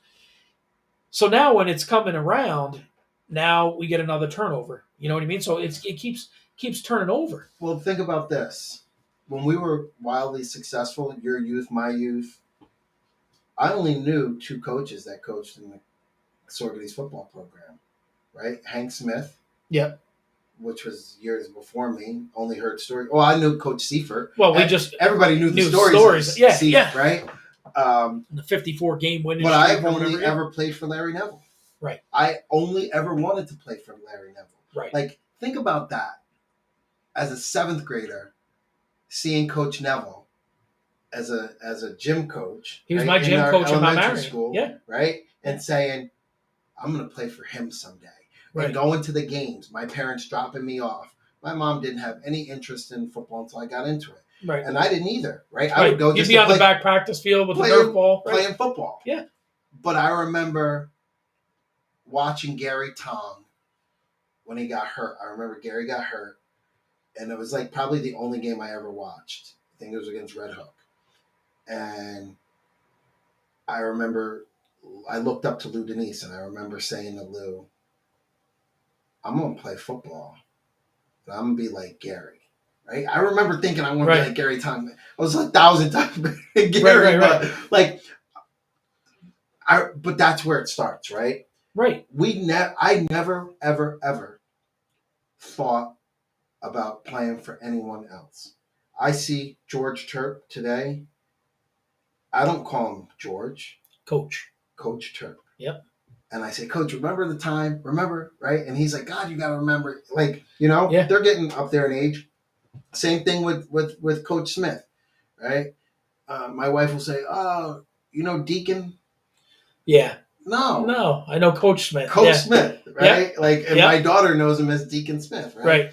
And I only knew these guys. And that's, you brought up a good point, right? So it's like the 4 years, they had all these different coaches, and they're cycling coaches. I have a problem with that. If you're the varsity coach, don't run from a bad program. Fix the program, right? Like Zarella had the ball team and that team. We talked off air. No, you stay. Because guess what? You coached success to a level. Now bring that program back around. Could you imagine if Neville, we lost and Neville was like, I want to go back down and coach modified? Right. Now, first of all, you know who my modified coaches were? Do you know this? I would say Ron Buzon. No. No. I had Al Riazzi, Al Riazzi, okay. Mike Melville, Alumni. Mike Melville, Alumni. um, Mike Melville, who went to Cortland, didn't he? Greg Vale, I think, coached too with them. Yep. So I had Mike, Al. Oh no, Greg Jones. Greg That's who it Jones, was. another Jonesy. alumni. Jonesy coached, Right. and he's a great coach. Right. And Jonesy and I talked at my reunion this year, and I was like, Jonesy, what's going on with the program? Like, why wouldn't you come back and take this program? He's like, I don't want the headache. Right. It's changed now, right? That's the other thing. This whole thing has changed for us. But yeah, man, like, we got to figure it out. And whatever it is, again, I said, if it's about buying equipment, send me the letter. Right. You know me. Yep. I'll have a check to you guys. Yep. Right. Go buy the cameras. I don't care. Don't even mention my name. Just like I said about the jersey. Yeah. In memory of Ron London, got the cameras, yeah. right? Yep. That's what I want, right? Like, don't do it in honor of anything other than that. Have guys come back, right? Again, why haven't I come back to talk to the program? I shouldn't have. Why hasn't Coach Sheehan come back and talked? Correct. Why hasn't Larry Neville come in and talked? We're here. This is why I wanted these open discussions, right? So you're gonna get Larry on here. If I can get a hold of Larry, I would love to have him on here. At the end of the year, I really want to do a round table. Yeah. I'd love to do a round table and just talk. Just get multiple cameras set up and just have a big round table and just kind of just talk it out. Joe Pesh is he's still in the area. Well, he's in Monroe. Yeah. He coaches. So my son played against his son. Is he in Monroe? Oh yeah, Woodbury. Woodbury. Yeah, he's at Woodbury, and our kids played against each other. Yeah. And we talked about this too. Right. You want to know, before we played Aniora, who came back and gave our locker room speech? Joe Pesh. Yeah. Remember that? He was a monster.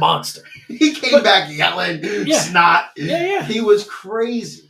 So one of the things I always like to do when I coached is, when my players got up to the varsity level, I'd like to invite them back to the youth to come in and talk. So I always try to tell my son, if Ezra, the kids I got a rapport with, I'm like, yo, one night on your way out of practice, don't just walk by that practice field. You see those kids practicing, stop over there, because that means a lot. Like you said, you looked up to Lou Denise. If Lou Denise came over and we had youth football back then, and he was like, "Hey, Rube," that would have made your world. You would have went so hard through every single rep that you had that day because he came over to watch. Yeah. I just, whatever it is, and I tried to give them the benefit of the doubt, right? I was frustrated. I vented. I said, "Listen, here's an open floor. I understand, and you know this, when you're coaching, you don't listen to the outside of the walls, right? You just worry about inside the four walls. And that's how you should do it. Yeah. You shouldn't be listening to outside sources you and I, right? Yeah. You should be inside those walls. But not everybody knows everything. Right. And this would be this is an avenue for you to come on and say, "Hey, listen, we're not where we need to be, but we're turning in a direction. We're not where we were either." Right. So we're cleaning up things that maybe the outside doesn't understand or doesn't see. But here's your spot to say what you want to say. Yeah. Come on here and say, "Here's an open door policy. Come here, sit down and tell everybody. Get people in the community behind you, and that you want to do this." Our coach at Jenks used to go on the radio on Mondays, and he's a superstar. Sheehan just said, Joe Pesh would hit you and you'd wake up, your clothes would be out of style. Yeah, Joe Pesh was a monster. Yeah. But he would go on the radio, and inevitably somebody would make a suggestion, and guess what was in the program that next week? Yeah. Right? And here's a guy who's one of the most successful coaches in Oklahoma high school history. Right. He could have left and coached at OU or O State any day. Yeah. This guy legit is a legend. Right. And he's actually going in the high school coaches Hall of Fame, football Hall of Fame, nationwide this year. And he would always say, I forgot more than most people know about the game of football, but those things that I forgot, somebody out there can remind me. Right. Right. That's what it takes. Right. there's not one coach who knows everything, No. right? And I've coached, and there's so many millions of philosophies positions, about how it goes. but just simple things. You and I, we'll be watching a game. People Yep. don't know. Me and you break Yeah, down yeah, X's and O's. Yep. I'll be texting you like, yo, did you see this? Blah, blah, blah. Right. This was open. And you're an offensive-minded guy. I'm a defensive-minded guy. And I would say, well, why did versus cover 2 they do this? And you'd be like, oh, because blah, blah, blah. Right. And I'd be like, yeah, you know what? Shit, George's right. Like, you know, even when we coached, that's what made us so good as coaches, right? Even me, Alterio, you. Yeah. You know, we were players, but we also coached differently, right? I became a student of the game when I couldn't play every down, right? When I got into the pros, I wasn't a stud. I wasn't playing every week, and especially in Hamilton, you know, I was lucky to be there, and we were a Grey Cup team. But I remember looking at the field differently, and I just said this the other night at home. I'm going to coach again in the next year or two. And I don't know where it's going to be, but I'm going to be back out there, and I'm going to make a difference, right? Right. I hope to coach in Saugerties, even if it's youth again, Right. you know, some level, Right. just to give back to the program, get back to Saugerties. But I would volunteer my time, right? I would go coach at Saugerties High School for free. I wouldn't want money, nothing. I would go in and do it, right? We talked off air. I tell everybody this. Saugerties became a championship team when Bob Slate joined the program. We became that team when Bob, God rest his soul, Coach Slate came, because Coach Slate brought that lacrosse suicide mentality. Yeah. We were nuts. Yeah. He coached us to be reckless abandonment within the confines of the game. Right? George Turp made you scared to death to mess up. Right. And Larry was a brain. Right? And then we had Coach Bernard. Nick's dad. Coach Bernard was a monster. He was a hell of a ball player himself back in the day. So it's funny you just said that, because I just saw a thing with Troy Aikman recently, right? Now, how does Troy Aikman relate to Saugerties High School, okay? And this is how. He said when Jimmy Johnson was with the Cowboys in them big years, there was an accountability. Yeah. If you needed to hold to do your job, you're fired. Like, I'll just cut you. I'll get somebody else, right? Terp had you scared. Yeah. You didn't want to let Larry down. But there's an accountability there, right? Yeah. And not for nothing. If you screwed up the play, they didn't just blow the whistle and go, come on. And they would freeze the play and show you. Walk on air. Here it is. Bang. And there's many times, you know, and this isn't trying to say they're doing something wrong, but there's many times in my coaching career, even in semi-pro, you're running a play. And I'm telling them, if something's out of thing, we're going to blow the whistle. You blow the whistle and you see, right? Okay, well, this guy's supposed to be lead blocking, but the tight end just got beat. Right. So why are you running past the D end right there to get the linebacker when this guy's going to make the tackle? Right. But they don't do that. They just blow the whistle and, come on, are you kidding me? No, there is no are you kidding me. Freeze it and show them. Well, so George, but that goes back to something. Think about who Nick played for. He played for Larry, though. Right. So think about this. So has he gotten away from that? Because I can tell you, you know how many times we would stop the play when we've run that play Freeze. 1,000 times? Yes. Freeze right where you are. Yep. Okay, you come back here, just like you said. Why are you running past the D end?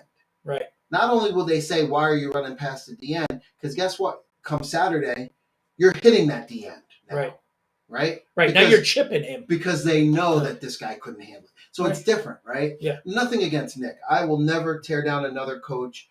No. I don't like some of the things, his play calling and things like that. But I'm not inside those white lines. Right? I'm on the sideline coaching from. I don't have any pressure. Right. Because guess what? When the whistle blows, I get in my car and go home. Monday morning quarterback's the easiest thing to do. Like, we've all been torn up as coaches, and I get it.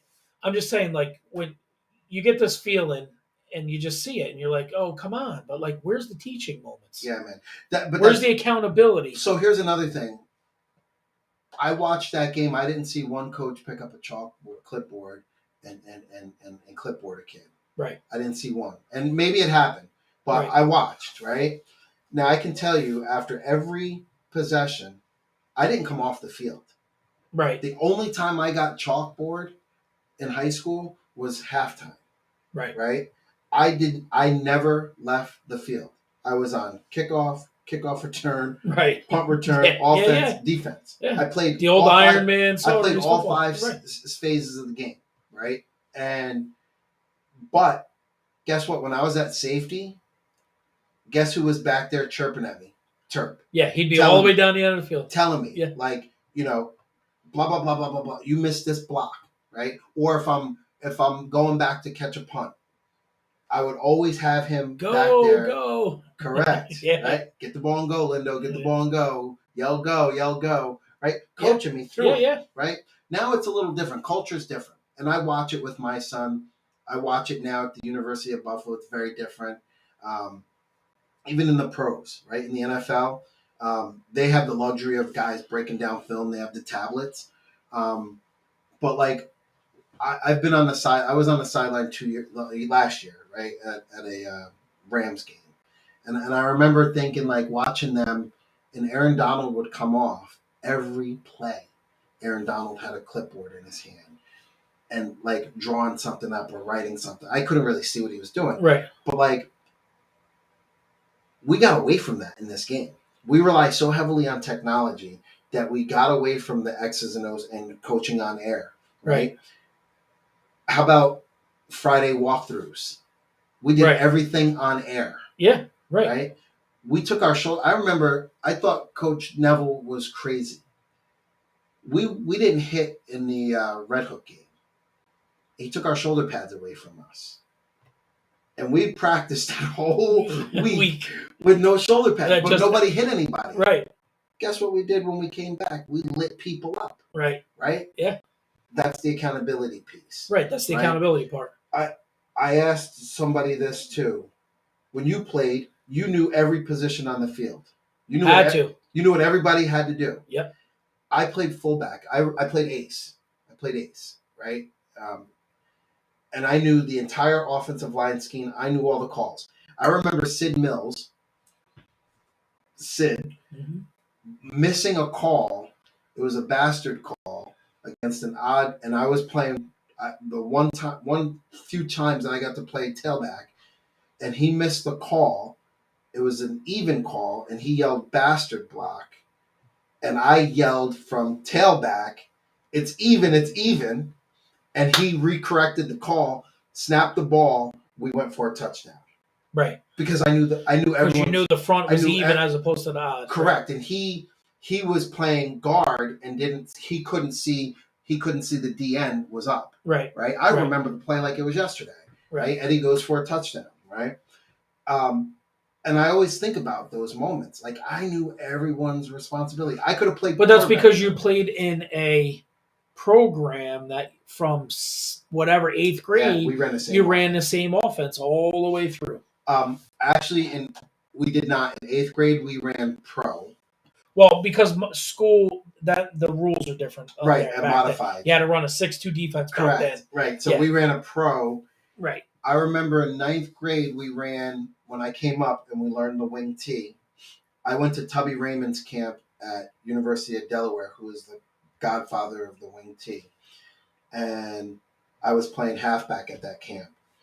And I came home and I remember asking Coach Neville, I was on JV.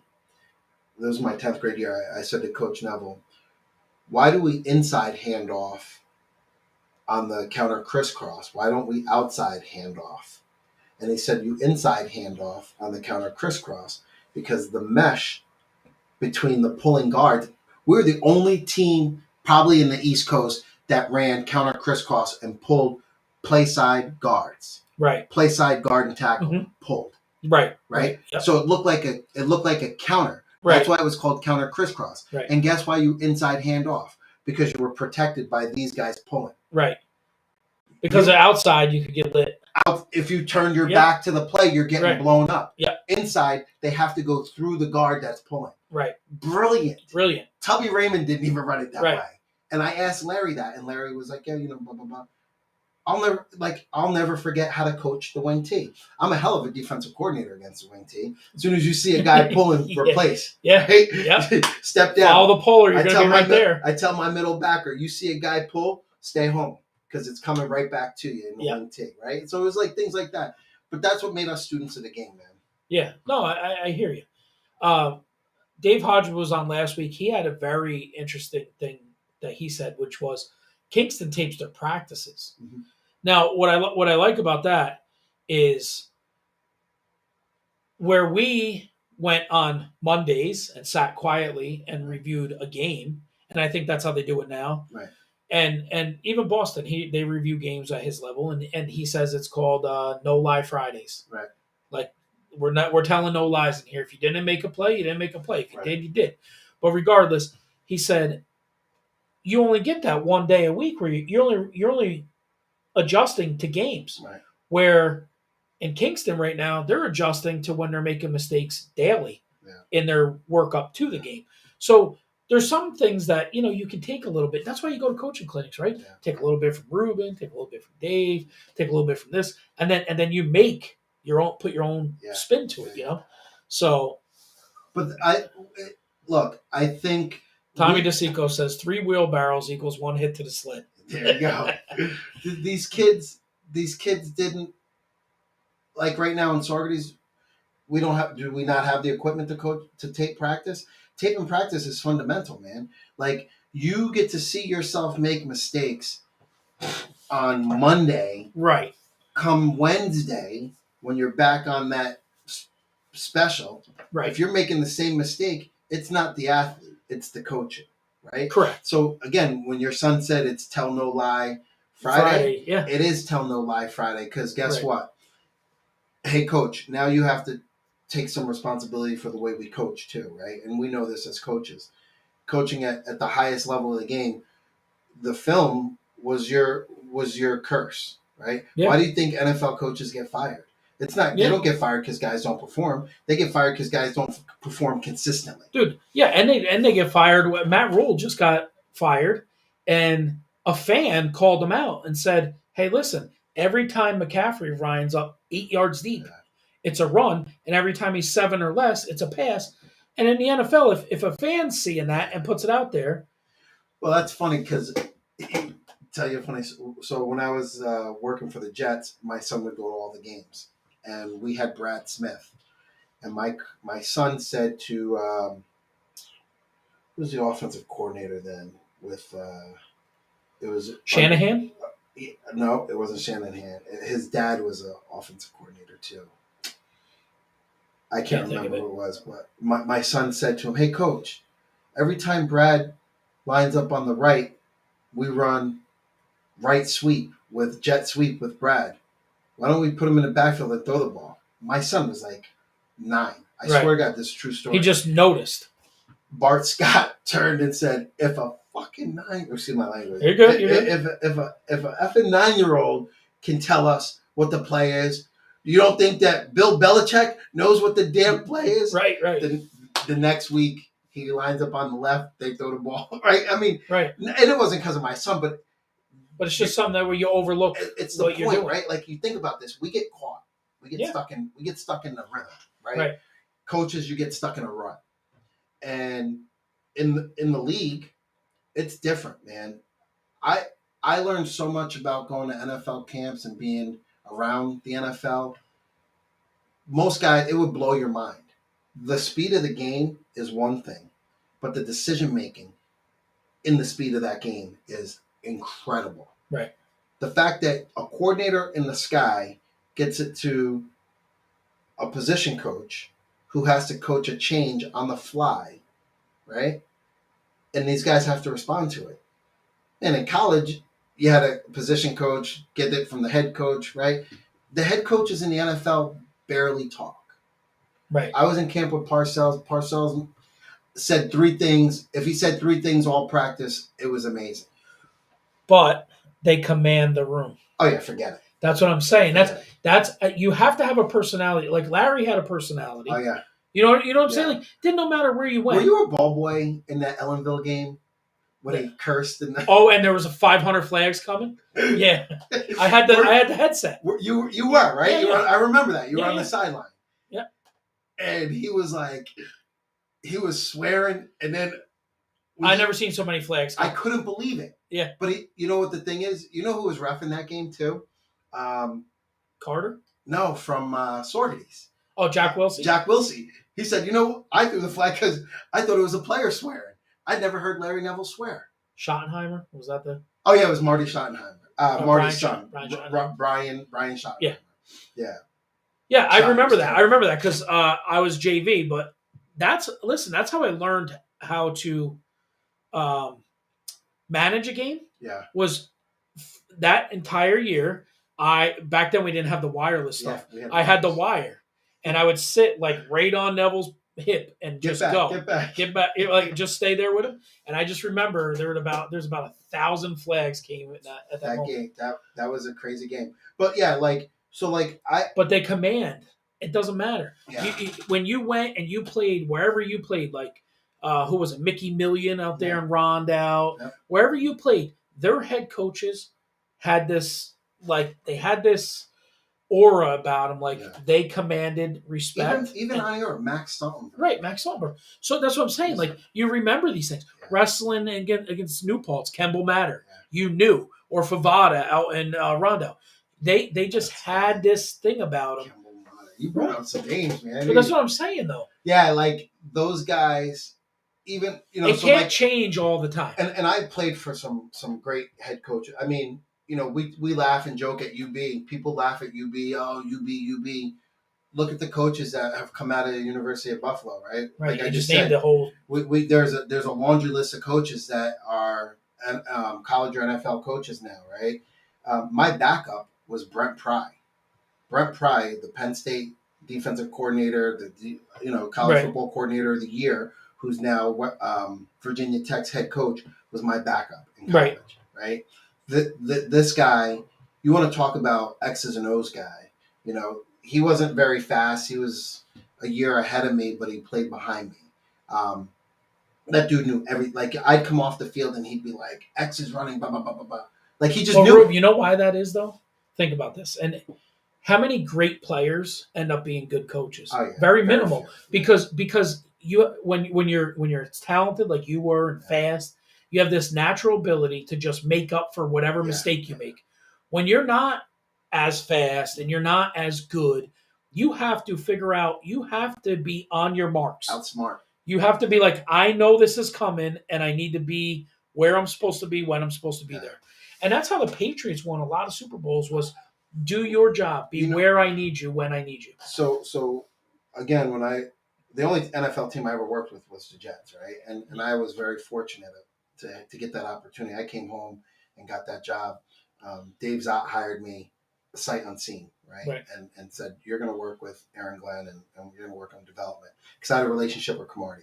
Yeah. And I had to that was my job, to babysit Antonio, really get him through his marital issues and kids issues. All 9 of them? At that time, he had 9 kids. Crazy. And he's got 11 now, right?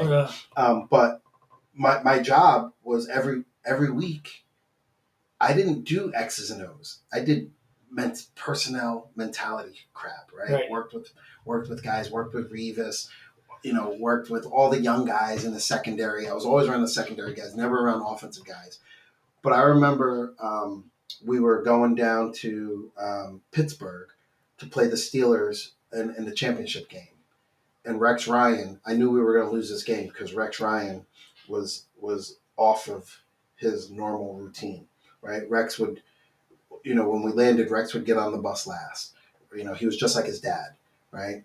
But Rex had a book, and he would read, it was I don't know if it was Art of War. I mean, it was something. Right. And he didn't have that book. And I remember thinking, we're going through warm-ups, and I grabbed Dave Zott, and I said, Zotty, it's going to be a bad game. And Santonio Holmes dropped the ball, that touchdown. Yeah. And Dave Zott looked at me, and he was like, we can't win this game. We just knew, right? And I knew in that moment, that's when I knew, there was a difference between a great coach. That's when I knew Belichick, right? So, I've seen and prepared against Belichick. I've seen and prepared against some of these guys. But I played for. I was in camp with Parcells. I was in camp with Dave Wanstead. He was the worst of the coaches. I was with Seifert out in San Francisco. Mm-hmm. I was with in Denver. I was with Shanahan in Denver, right? And then in the CFL, I played for Coach Mumford, who was like one of the all-time winningest coaches in the CFL. He was like he was like an amazing guy, right? And Andy McCollum was also my coach. Andy McCollum is now my son's chief of staff at UB, right? So I played for this guy, right. Like I was in camp. He was in the CFL with me. And you just think about that, man. Like I was around all these great coaches, and I never ended up turning into a coach. I went into business and doing other things, but I can coach the game of football, and I can diagnose the game of football, and I can watch athletes, and I can tell you who's a kid who can play and a kid who has potential. I can do all that stuff. But I think here's the difference, right? You and I live it. I feel like sometimes these guys who are coaching in our program, in our alma mater, they don't live it. I feel like when the season's over, right? Or they're on to coaching another sport. Right. Larry didn't coach. Did Larry coach another sport? JV baseball? JV baseball, but that was in the spring, and that probably was just to get his guys ready. Or just to get a stipend. I don't know what Larry was doing it for. But, like, he didn't coach basketball. He didn't. Wrestling, nothing like that. Football. He was the football guy. He was the football coach. Right?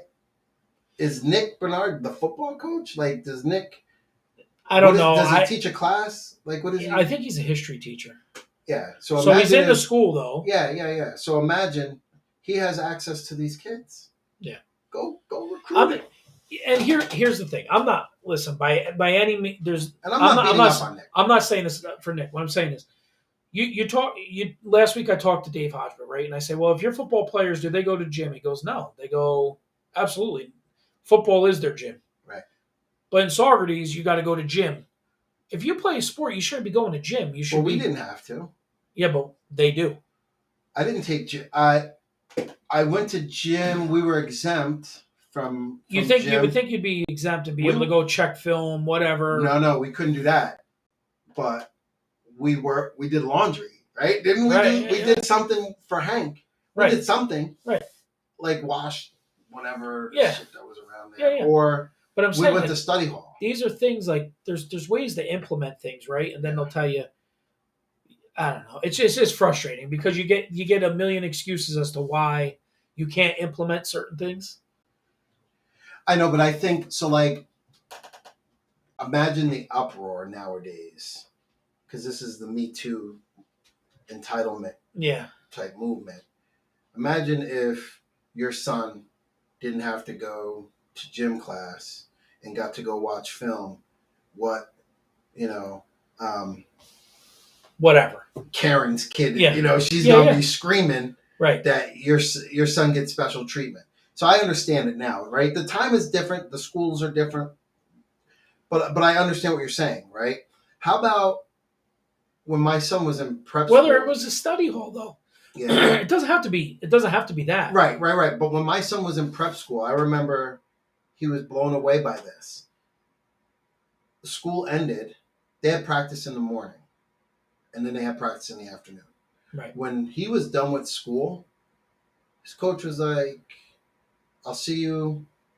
First day of school, he said to my son, I'll see you in the locker room. My son was like, we don't practice till 3 o'clock. I'm going to go back and sleep. He said, okay, you go back and sleep. I'll see you tomorrow morning at 4:30. And he had my son up running in the dark in Maine at 4:30 in the morning because it was expected that he went and watched film. These kids have access to film all the time. Right.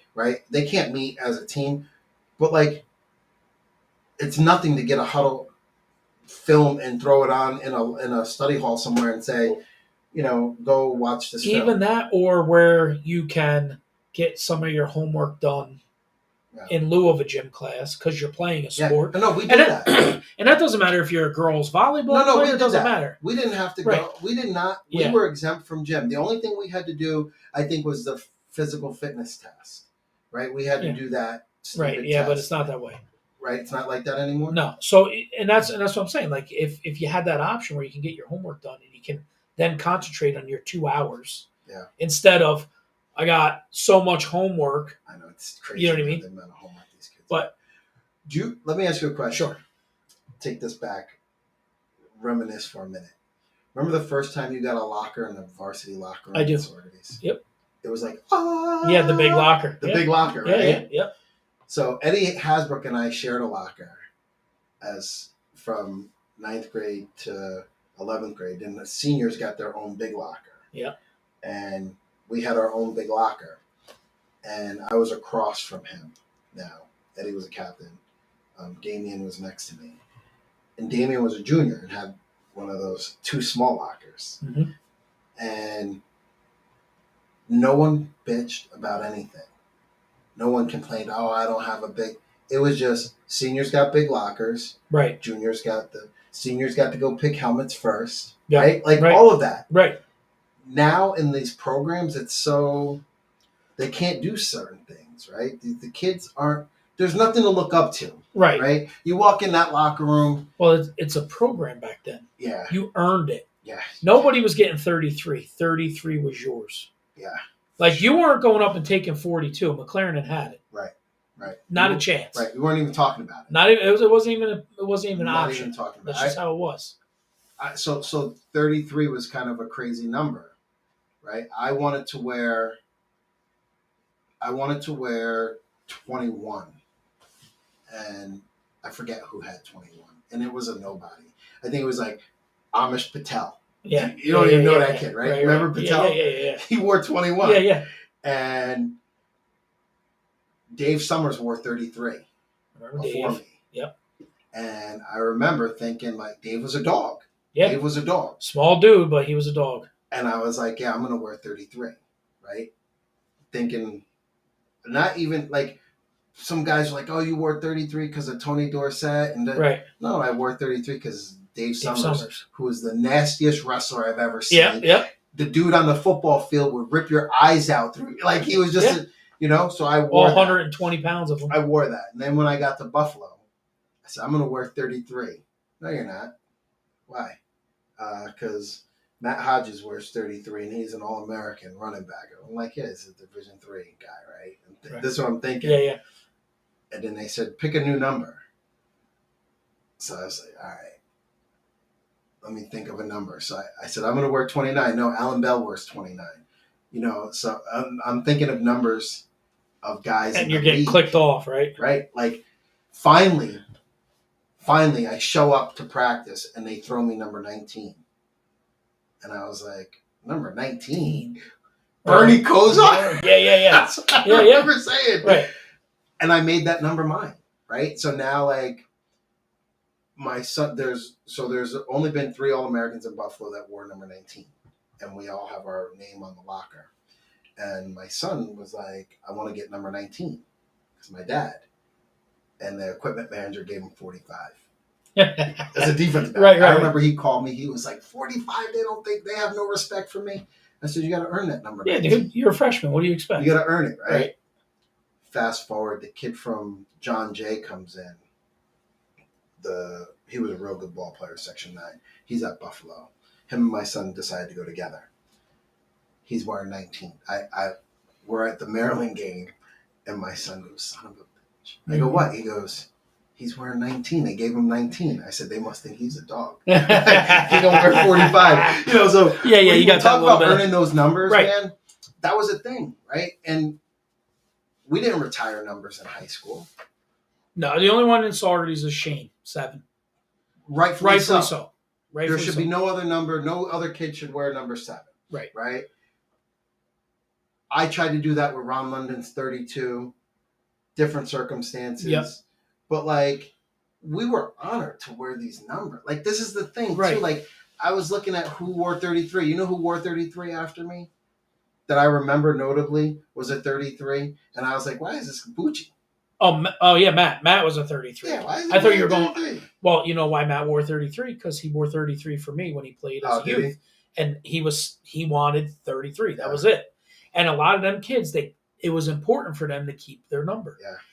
And my son too through youth. but it's one of those things. Like when you see it, like Jimmy Ball was always 21. If you look on Jimmy Ball's social media stuff, it's like Jimmy Ball 21. Right. Even though he was 90 in college and they didn't have 21 in high school, they only had 24. Right. Them kids are still attached to those numbers from when they're young. But that's something that's for a program culturally that you want to embrace. Like you mentioned Bob Slate earlier. Bob Slate, years ago, his son Nick played in the SYFL when Highland and I first started it, first started taking it over way back when. And him and I were standing on, Bob and I were standing on the sideline and we were bullshitting.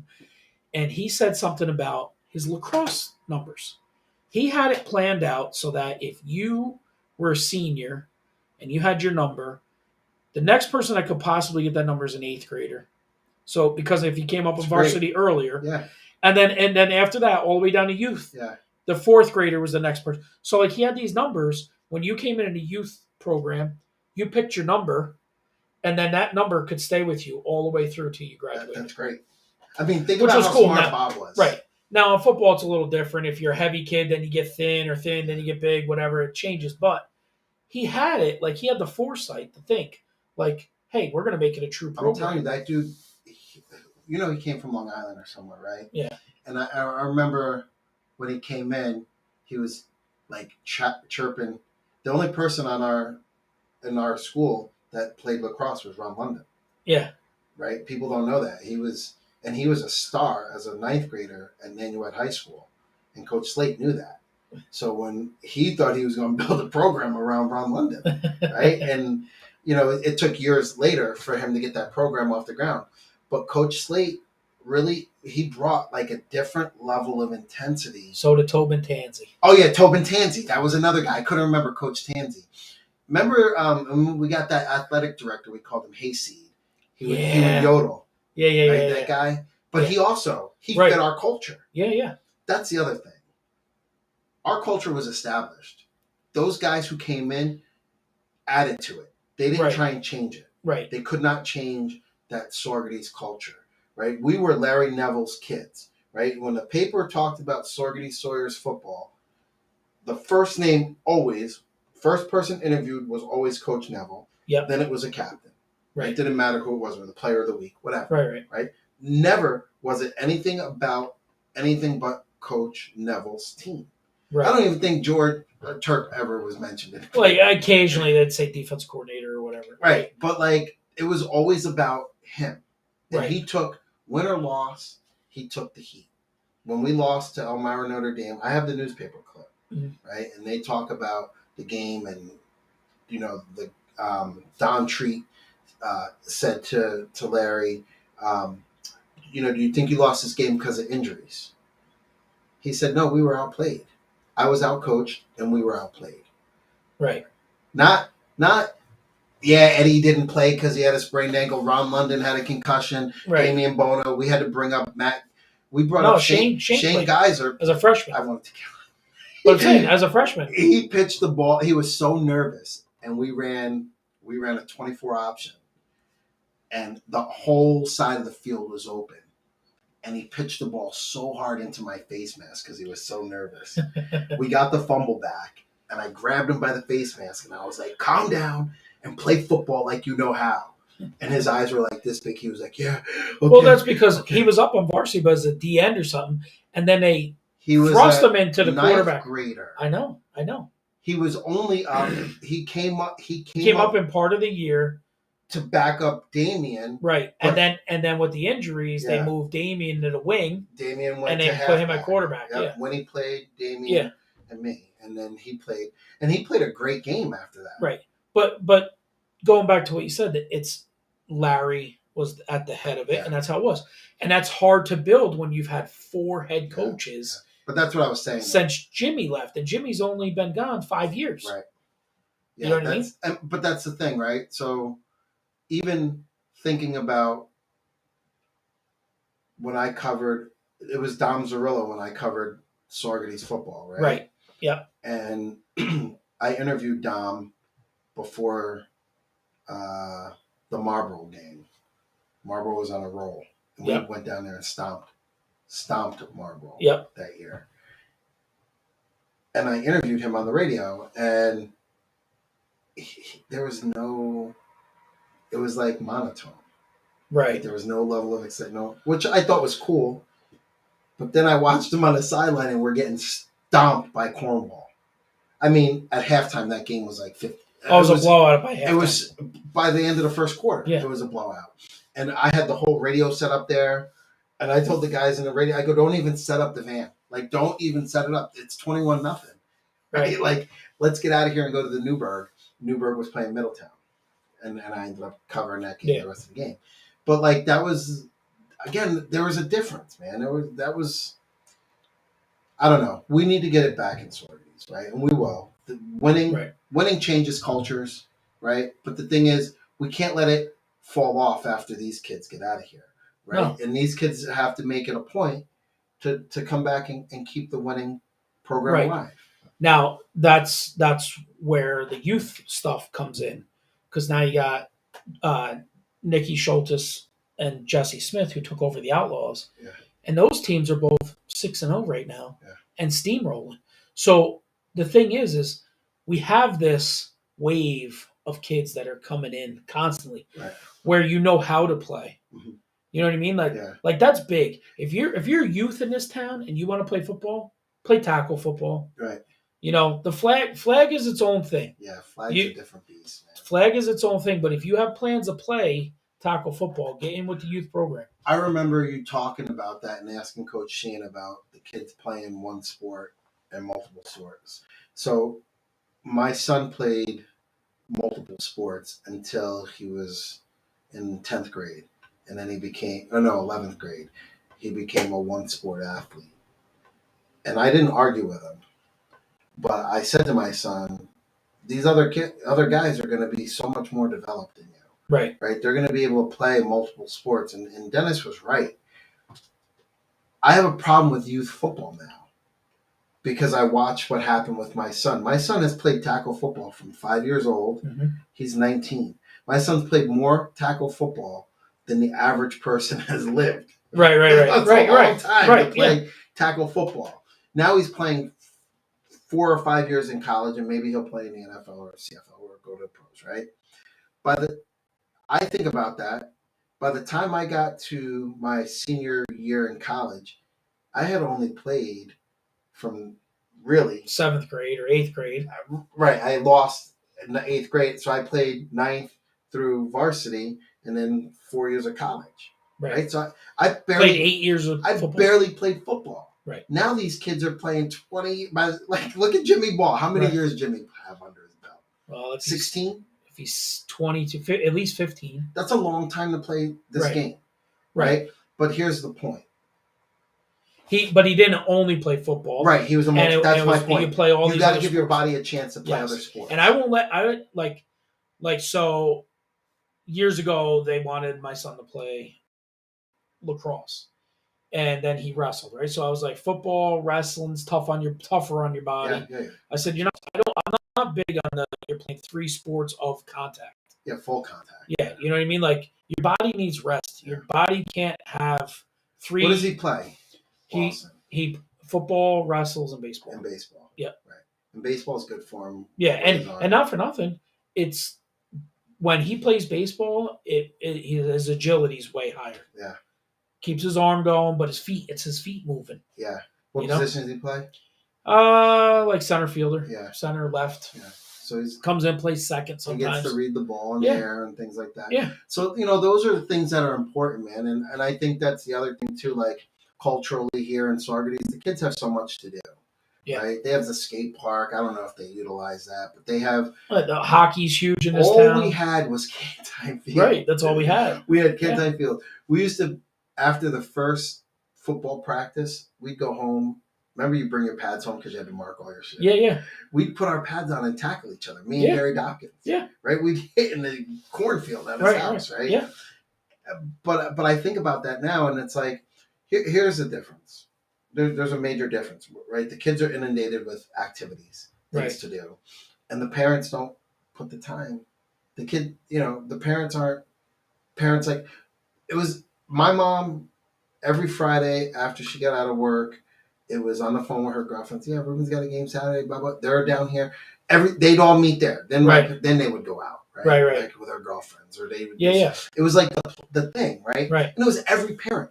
I remember Mike Brennan's dad and my mom. Like we would be somewhere, and our parents would be there, right? Even float over to college. That was my mom only knew that meant. You want to talk about losing and having a hard time? My mom watching us go 0-10 after watching us be successful, right, and sticking that out. And my guys would be like, I'd be in a hotel and I'd be called downstairs and they'd say, "Oh, Lindo's mom's here," because my mom went to every game. The only game she didn't go to was Hawaii and Central Florida. But anywhere in Pennsylvania, Ohio, my mom would be there, and I'd go downstairs. And I remember my mom saying one day to our quarterback, Cliff Scott, and I was mortified. My mom was like, "If you throw another interception, they should bench your ass." and Cliff just laughed, But my mom took it personally when we lost in Buffalo. Because I never lost in high school, right? Lost 2 games. I lost outside of that junior year. Think about this. 10th grade, we didn't. 9th grade, we lost 1 game. Right. 10th grade, we were undefeated. 11th grade, we lost 4 games. And we had to forfeit. Well, they were forfeits. We forfeited 4 games, right? Right. And then my senior year, we lost 2 games. Right. We went 9-0. Right. You win essentially. You win a section. You get outside the section to the regional and lose. And we lose. Yeah. Right. And Larry orchestrated. See, a lot of people don't know this. Larry orchestrated that realignment of the state section, because we at Section 9 were never able to participate in the state championship. And Larry Neville, Max, all the winners, the coach from Highland, they petitioned the state on the athletes' behalf. People don't know that about what happened, how that all happened. Because it used to be only certain schools could participate. Correct. Class A schools. Right. And Kingston would always have a chance because they'd play Iona or somebody. Correct. Yeah. And Larry and those guys were like, "No, this is not fair. We have teams that our kids can compete and play against the other schools in Class B from across the state."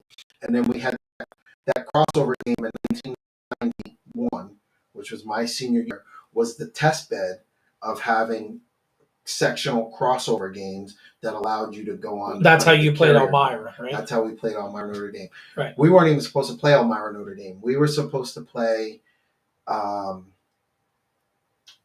Nottingham High School from Syracuse. And Nottingham ended up getting an at-large bid to play at the Carrier Dome weekend. Right. So, and why didn't we get it? Right. We had the same record. Right. We played this Elmira Notre Dame. Because they're from Syracuse. Right. We played Elmira Notre Dame, which was a prep school. Yeah. The dude had a full beard. Their fullback had a full beard. And I was like, who are we playing? The coaches? Yeah. Yeah. They were men. Yep. Right. I actually played in college with 2 of those guys too, which was weird. They didn't even get on the field. Right. That tells you the different level of football. Yeah. Right. Dave McLaren was a stud here in Saugerties. He goes to the University of Buffalo. He didn't get 1 snap. He ended up quitting the team and working on his academics. And I was sad. I cried when Dave McLaren. I cried like I quit the team. Right. Yeah. Because that was my guy. Right. Right. Yeah. And then naturally, Chip Stone became my guy. Yeah. Right? Because we were from Section 9, and then we brought Eddie in, and then Swanee came. Yeah. We had some guys. But right what you're saying right there is how you get it.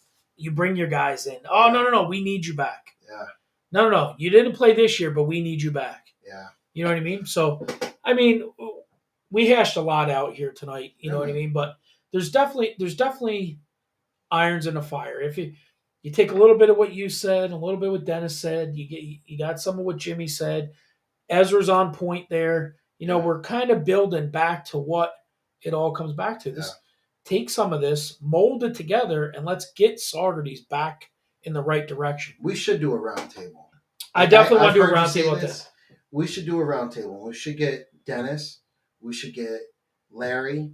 We should invite Nick and Dom and Yeah. and Carp. I love what Carpino's doing with the weight room. Yep. And I told him, like, look, I'll give you guys my jersey from the CFL. You can put it up in the high school. I'll give you, I'll get you guys Right. whatever you need, right? Helmets, you guys Yeah. want NFL helmets? I have access to every team. Right. As an alumni, I can write and say, hey, listen, my high school needs a helmet. Right. They'll take all the stuff out of it and give us a shell. Right. But like, put that stuff up, right? I played for the Jets. I'll give you a Jets helmet, right? Right. I'll get you the stuff. Put that stuff in there so that these kids know, like, this is possible. This is what happens, right? Give you a goal to shoot at. Yeah, man. Like, think about this. There's only been 2 players to have a shot in the NFL from Saugerties, right? Me and Gare Gudmundsson. Yep. Right? And Gare was at Albany. Albany, yep. And that's it. Right. Right? We had a bunch of guys get a shot at MLB, and Dennis is an MLB, yep. And but like, that's the other thing. That's culture change. Like, they don't even ask us for any of that stuff. So, well, that's where it's kind of. I know we're running a little long here tonight, but that's where it's a little crazy, because in those years with Ball and Bucci and all them, you had a good clump of kids go play college. Right. And they petered out or transferred out or whatever. Mm-hmm. But the thing was, it wasn't like, Jimmy was the first one, right? But then Salmi went and played, Bucci went and played, Costello went and played. So you had kids like, usually, like in the wrestling room, to use the wrestling room, once you get a section champ, you get another one. Right. And another one. For sure. And another one. Right? Sure. So once you start getting these guys going on to play college ball, now you start getting there was a group of them. But then it just went. But that's because they cut it off, right? Right. It wasn't important to have a Jimmy Ball come back. Like, think about, you just said it, right? We watched go play college football from Saugerties. We watched Joe Pesh go to Springfield. Right. Right? We were jacked up. Joe went to Springfield. We watched, Gordon Fraley went to Ulster and played football. Yep. I mean, Ulster had a hell of a program back then, too. Like, Dennis coached it. Make no mistake. Yeah. Lou Denise was down there playing. But, like, then, you think about that. Like, it was only natural. Eddie and I were going to go play college football. Right. It was only natural, right? Like, Ron London was going to go play college football. Like, it was unacceptable for us to do anything but. Right, but what's funny now is it almost feels like now that people are like, so what? They went to play college football. Right. They don't realize how hard it is to play college football. Right. And we had 4 or 5 guys in the last 5 years do it. Right. You know what I mean? Right. Yeah, Jimmy stuck it out all 4 years, but look at him. He was conference defensive player of the year. Yeah. I mean, you know what I mean? Like, come on. Yeah. Jimmy. So you think you would be able to build on that, but somehow it just went the other way. Yeah. And I don't know. Accountability, it's so I was second team Walter Camp All-American, right? Yeah. A lot of people don't know that. I never knew it was a big deal until I got to the league and got cut and all that. But, like, when I go back to the Walter Camp Award every year I go to Walter Camp Award in New Haven, right? My son's gotten to go, and we meet all the Walter Camp winners. It's usually the Heisman. This runner-up of the Heisman usually gets Walter Camp every year, right? Just how it shakes out. Last year was N'Kobe Dean, right? Mm-hmm. And they don't even know what that is in Saugerties. Right. It's a major college football award to be a Walter Camp All-American. And I'm the only one that can say I was ECAC All-American, East Coast All-American, Walter Camp All-American, second team, right? Like, that's, the kids should know that, right? There's a guy in our town that was Walter Camp All-American. There's a guy in our town who, this is not Al Bundy stuff. This is a guy who, I can pick up the phone right now and call Sauce Gardner, right? Number 1 draft choice. Right. I can pick up the phone and call these guys. I can call Marvin Jones. I can call Ray Lewis. Like, utilize that. Imagine having a football. Use your resources. Imagine us we talk about this, and I don't want to go longer. We'll talk off here, but I can bring these guys here. I can call Clint Johnson and say, "Hey, Clint, you think you can get Chris Zorch to come up and do a line camp at my old high school?" Sure. Like, Chris is my guy. Yeah, Chris, come. I'm part of an elite group, the NFL alumni and CFL alumni. Right. I can get these guys, if we have to spend some money to put them up in a hotel. But imagine the youth camp and the high school camp we could have if they just open their mouths. Right. Right? Just say, hey, Ruben, do you think you can get us tickets? I got our whole Wallkill youth tickets to Jets game. Right. Right? They got to go on the sideline, the whole program. Right. Got them tickets. I mean, I think they had to pay $11 a kid to go to a Jets game. You know what I mean? Right. It was something like that. Right. But like, we have access to that stuff. The Jets and the Giants, the Tishes are great about that stuff. I didn't even play in that organization. I play in their golf tournament every year. Right. You know what I mean? It's how it is. Well, we'll definitely Booster Club wise need to work together a little bit more. Because if they're not going to utilize it, like other people shouldn't have to row the boat for them. No, but again, it goes back to culture, right? Right. And the thing is, our Booster Club president should be taking this by the horns.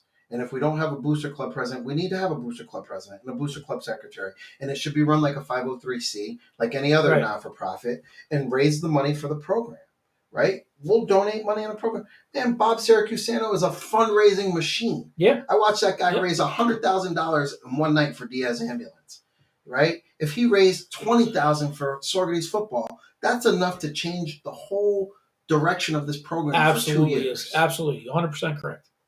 And look, I'm the first 5,000 in. You find out how much those cameras are, and I'm saying this, you know me. Yeah. I don't just say it. You tell me how much the cameras are, I'll put up the money, right? If that's one of the things, take it off the list, right? I appreciate it. Helmets, Clint Johnson's Rydell helmet salesperson, right? I'll find out who our sales guy is. We'll work on that. Yeah. Like if it's things like that, like I don't care about spending the money. You already know that. Right. I will put up the money because I love this program. I bleed Sawyer blue. When I saw you definitely do. When I saw those uniforms, bro, I was disgusted. Right? But no comment. But anyway, listen, thanks for having me on. No, I appreciate it. And Daryl Coolhouse wants to know if he could come talk to his guys on Thursday. This Thursday, I'm out of town. I'm in DC. Next Thursday, Daryl will be there. I don't know. They might be playing Saugerties that week. You might not want to. Oh, all right. I don't know. I don't know what the end of the year schedule is. Tell Daryl, give me a call, man. You got my number. Yeah, man. I appreciate you coming on. Good to talk to you as always. Thanks, man. Next week, we'll see. I don't know. I'm kind of angling towards the Saugerties Outlaws president. If not, you might see Big Winsky in the house. Talk about the 93 run a little bit in our national championship run down there with the youth. That was its own thing. So, but definitely next week at 7:30 p.m., we will be back with another edition of In the Huddle with GMAC. For Ruben Lindo,